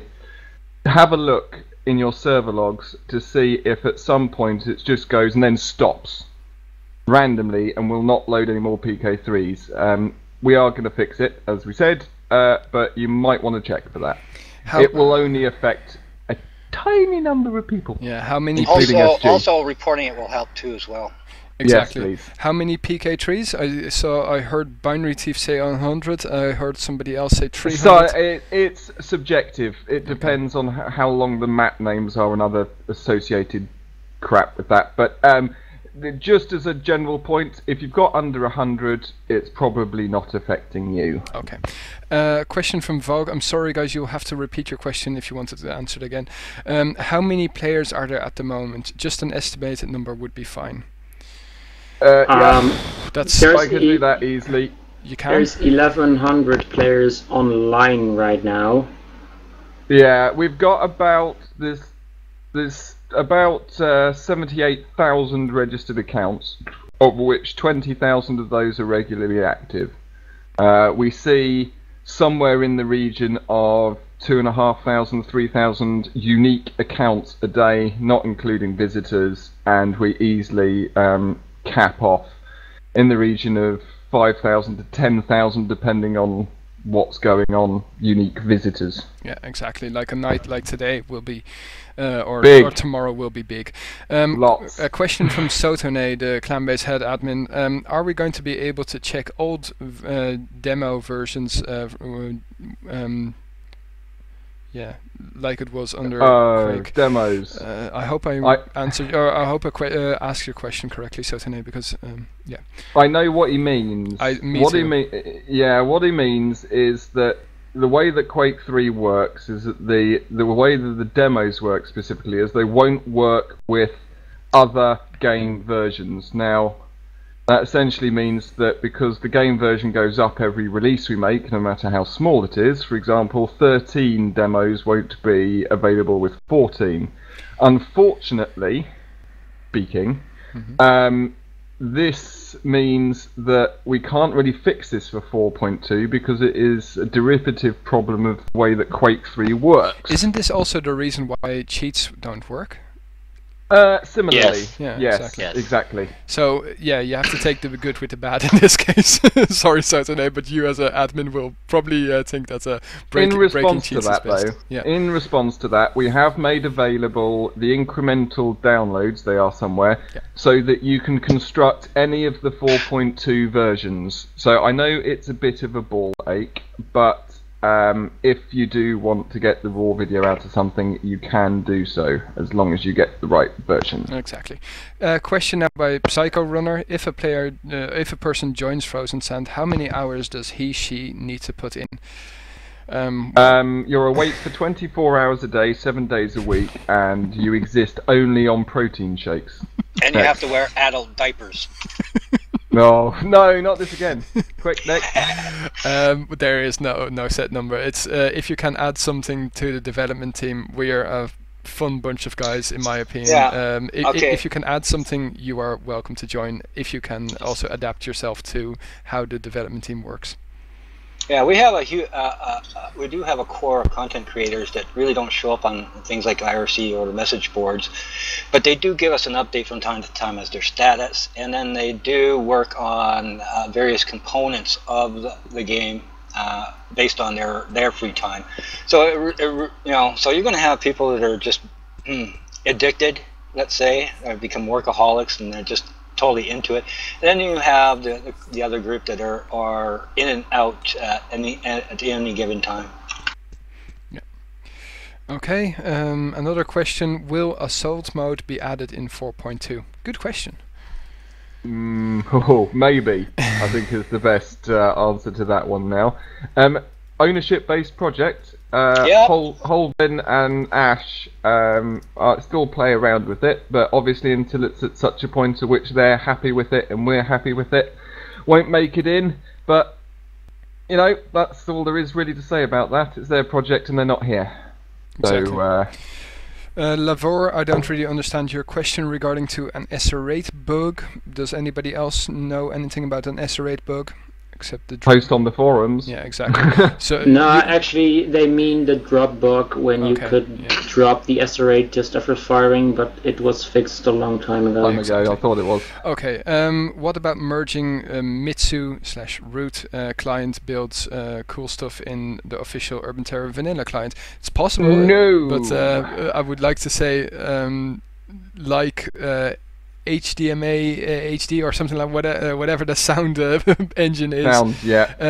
Look, it might happen, but don't hold your breath. That took also a year or two. Yeah, I can read something from Root, and basically, there's a load of stuff in there we don't want to get our hands dirty with. It's some good stuff. If you want to use it, technically, you can port it yourself. So you can take our engine and patch it with all of these lovely features. So if you want to spend the time doing that yourself, then by all means go and do it yourself. Yep. But from our point of view, we don't want to dirty our hands with that. A lot of questions about 4.1 servers, guys. We already discussed it. If you want your answer, you have to watch the stream. This will, by the way, be uploaded onto YouTube, youtube.com/UrbanZoneLeague, and maybe even the official Frozen Sand YouTube, but I have no idea. Anyway, let's see other original questions. God, there are so many. When will the notoriety be fixed? Yeah, very funny. Yeah. Right, you got 6 minutes left. Exactly. Can I join Frozen Sand? Well, you know what to do. Contact at urbanterror.info. Is UTF-8 support planned? It's not planned. If someone does it, then we'll have it, but I don't know if someone wants to do it. It's not explicitly planned, at least. Yeah. I have a question that's very much down my alley. Sweetan asked, will there be a streaming button in Urban Terror HD? Make a partnership with Twitch, for example. Well, as I'm not a coder, I can't say if it will happen, but what I can say is that I have alerted the development team of the Twitch SDK. Hand up. Hand up. Me. It's a definite maybe. Yeah. It depends on the architecture of the engine. So really, it's a TT mode question to work out how easy it is to put the Twitch SDK in. But the SDK is, freely you can merge it into closed source projects. So it's absolutely fine from every conceivable point. It's just whether it gets done and when it gets done. Yeah, we want to do more coverage features, streaming features, gameplay, that kind of features for streaming and shoutcasting. So that there will definitely be more features for that kind of stuff, but we just don't know the specifics yet. Believe me, guys, I have posted a huge wish list regarding streaming and shoutcasting, etc. Obviously, that's also still for HD, not for 4.2. How much caffeine do we consume? Well, I personally consume 0.0 grams of caffeine. Me too. So. Oh, I don't even want to answer that question. Oh, how many cans of Coke are sitting around him, and how many cups of coffee has he drunk today? I'm a caffeine addict. That's probably why I'm more twitchy towards the end of my day.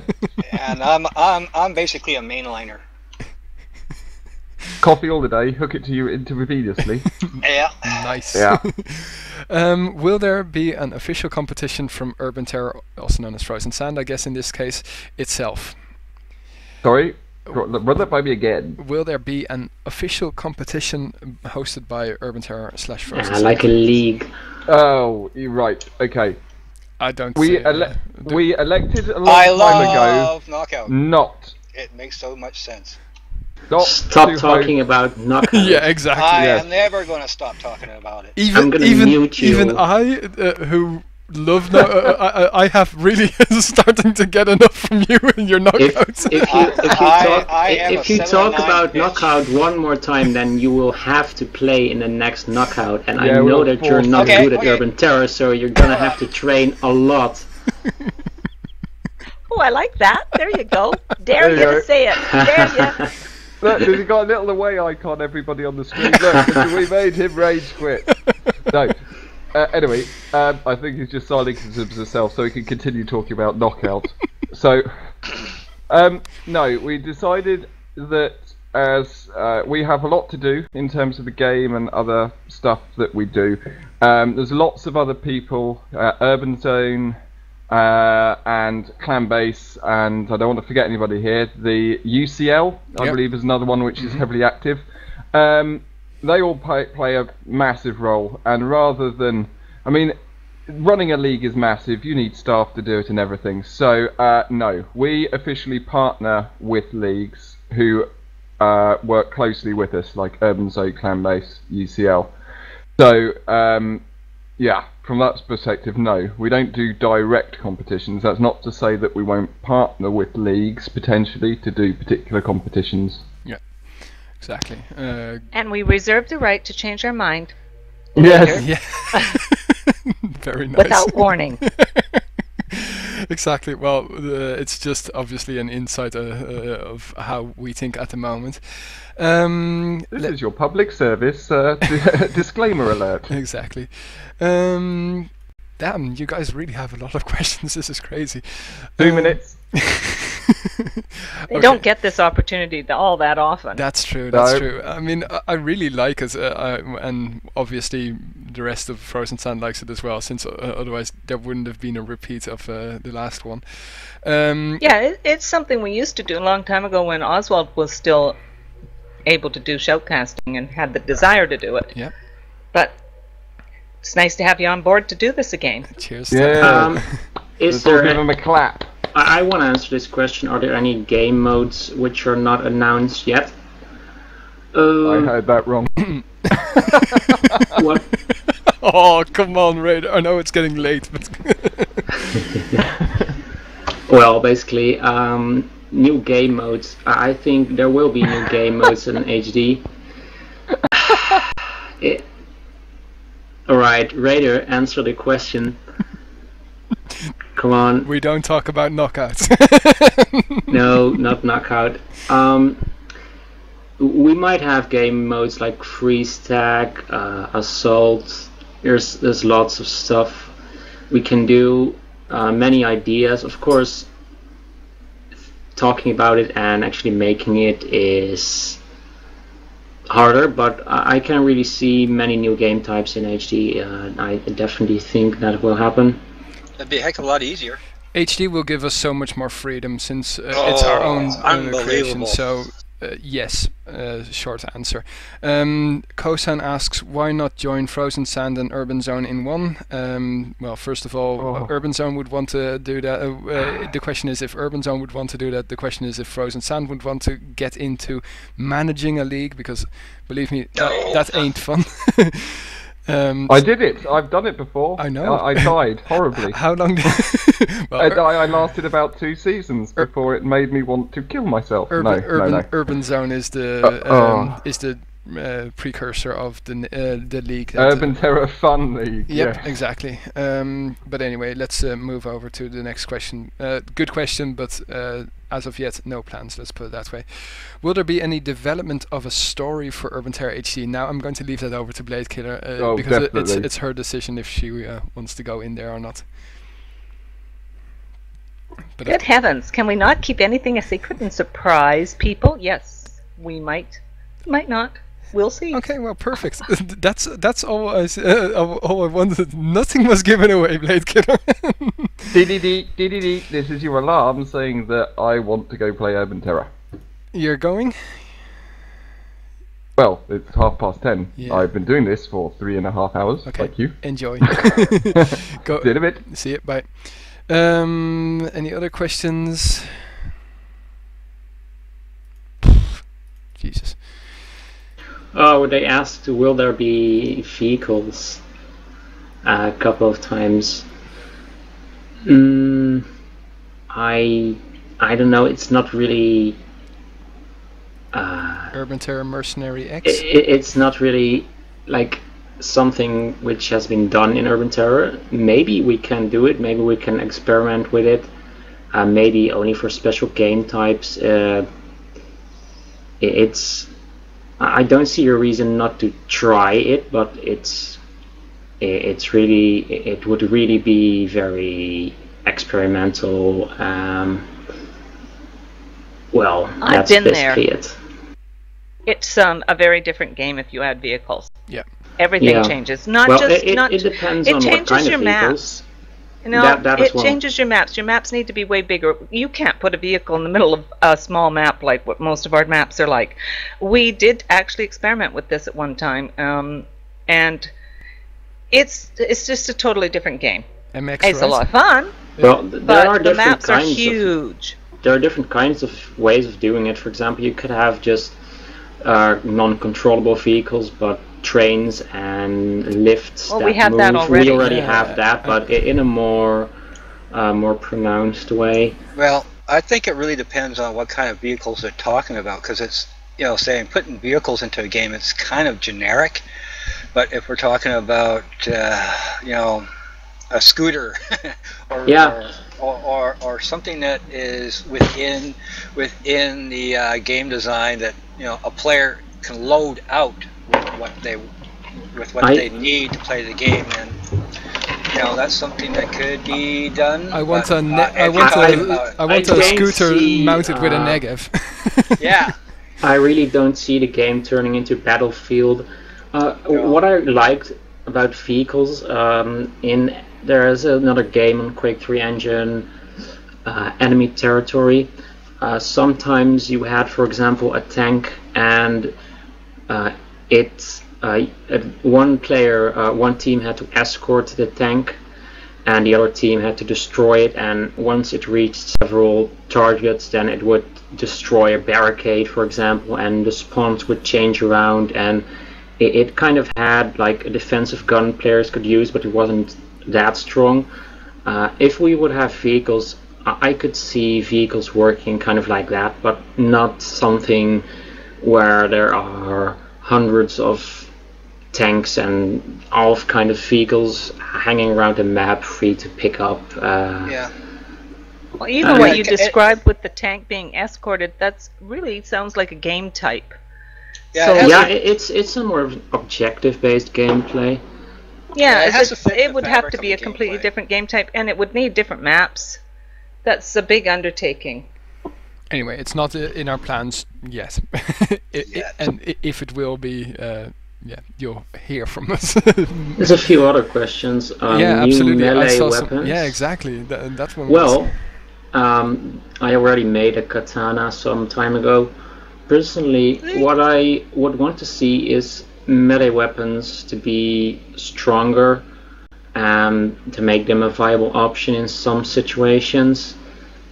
I definitely think there will be more melee weapons. Well, from the technical standpoint, anything in the map can be made a melee weapon. Yes, that's true. Also, they're asking about a bow. Cool idea. Well, I'll just say it. I actually made a bow a while ago. I modeled it. We didn't put it in game or something. It's just something we can try, and we'll see how it works. But the model exists. It's a crossbow. It's actually really nice. But yeah, I mean, all these kinds of stuff, they haven't been implemented, so it's kind of hard to say if it will be implemented, right? I mean... Yeah, it's hard to say, but I don't see why not eventually. It's not like a bow is going to be game-breaking in any way. Let me see, any other questions that were there? We already discussed the new sniper rifle. What other things? Explosives. That is interesting, actually. Claymores and that sort of stuff. I don't like the booby trapping idea. You know, the game is basically face-to-face, head-to-head. Yeah, I think these kind of things could really slow down the gameplay in some situations. It's the same with flash-nades. I can see flash-nades working against campers in Team Survivor maybe and Bomb, but in Capture the Flag it's just not going to work. Maybe we can have these things and limit them to a certain game type, or maybe we won't have them at all. Okay, well, I'm not seeing a lot of new questions, and to be honest, we've been streaming now for... Jesus, is really already 11? Well, what 7 means is that he wants to go to bed, I think. That's also one of the things, but we've already been streaming for over 3.5 hours, so... yeah, that too. Well, we'll leave room for 3 more questions, and that's it. So if you have your last questions, go and post them. Okay.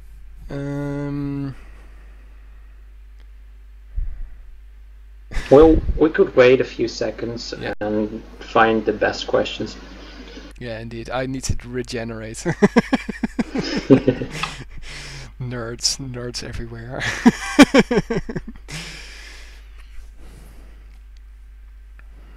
Will there be taunts in HD? Very nice question. Frankie V.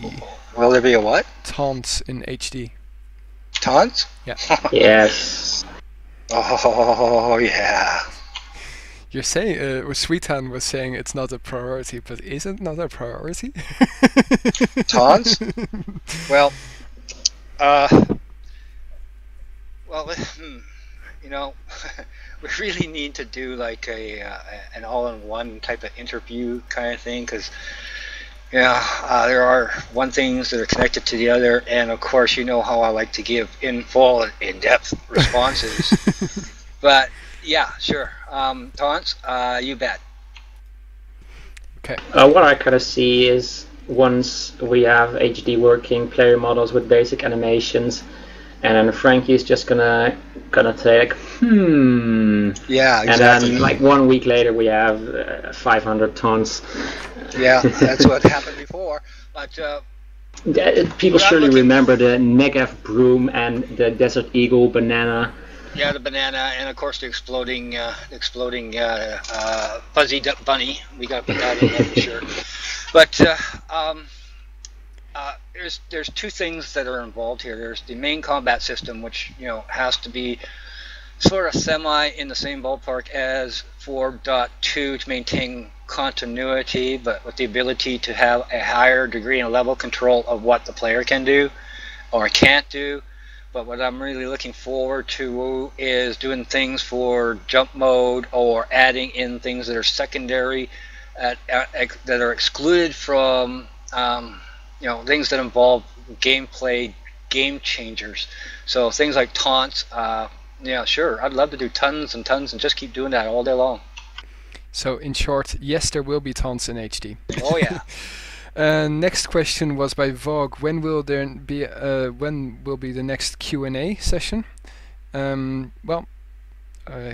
leave that up to 7. Yeah, that kind of depends on. Bug him. I think it will take at least some time, because this one was really long. At the moment, we do this around releases. There might be something that we might do it in the future, like monthly, but then keep it short, the way Oswald used to do it. I mean, he really had a nice system that it was a shoutcast that it was taking like an hour or so. He had the Server of the Month award and that sort of stuff. That was, at least for me, one of the best things getting into the community of Urban Terror. Anything's possible, but as of yet, I aim to do it around big releases when there's news. Yeah. And we will have some other projects. I already said this. We were working on getting some blogs up and some more information and gameplay ideas, discussions about futures regarding HD. That will happen on the forums sometime soon, and so keep an eye on the forums for a new forum section, which will be very interesting, probably for everyone who's still watching this stream right now. Yep. Well, I think that this is going to be the last question, and to be honest, it's in my opinion not one of the best questions, but here we go. By XNO Serioso Ox. I got one. When you're gonna think to create a new game, like as you can go everywhere in a huge world, or just make a new game type probably, where you are in a huge world and need to survive. So probably something like a zombie mode or a DayZ or something like that. Well, what we have now just sucks so much free time already. So anything that is not within the HD scope, so to speak, a standard response. It's one of those owner-based projects. Okay, let's see if there's one more good question. Yeah, exactly.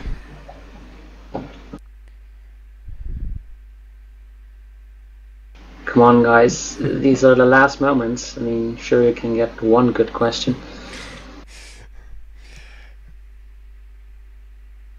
Okay, that's not going to be answered. Yeah.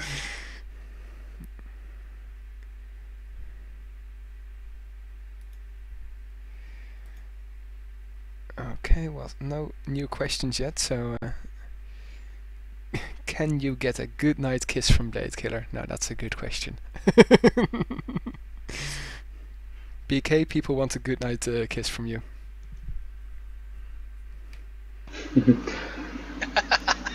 Silence. No love for BK. I think we have the two final questions. One is very simple. Will there be a new interface in 4.2? There will not be a new interface in 4.2, but there will be in HD, of course. And about advertising, I will try to answer them very quickly. We will try to bring a bit more popularity to this game, but we will only really start to spread the word more once we have HD, because that will kind of be the new thing, much more up to date with the current technology. So that's what we would really want to promote. Does the FS team enjoy what they do? Yes. Otherwise we wouldn't be doing it. Yeah, we wouldn't be doing it. We're not getting paid for this, so guys, yes, we do. Yeah, it's a totally different environment behind the big blue curtain. Okay, another question: can we get a new primary sometime soon? Well, there's no plans as of yet, but who knows?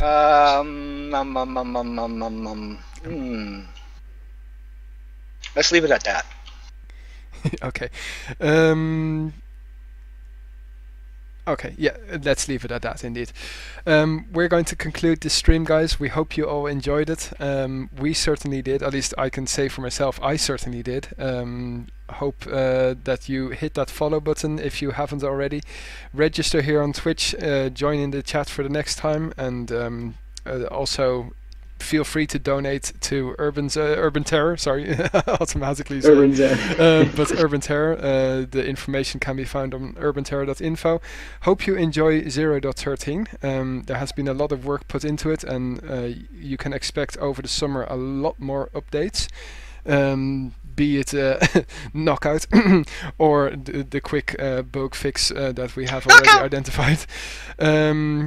And well, we hope that you all enjoyed this. This will be made available on YouTube, youtube.com/urbanzoneleague for sure. And I want to thank Marquinho for being able to spec him for pretty much the whole stream, doing his jumps. And I want to thank all of the Frozen Sand development team members, those that have been here for the shoutcast and those that couldn't make it. And I think that pretty much concludes it for this evening.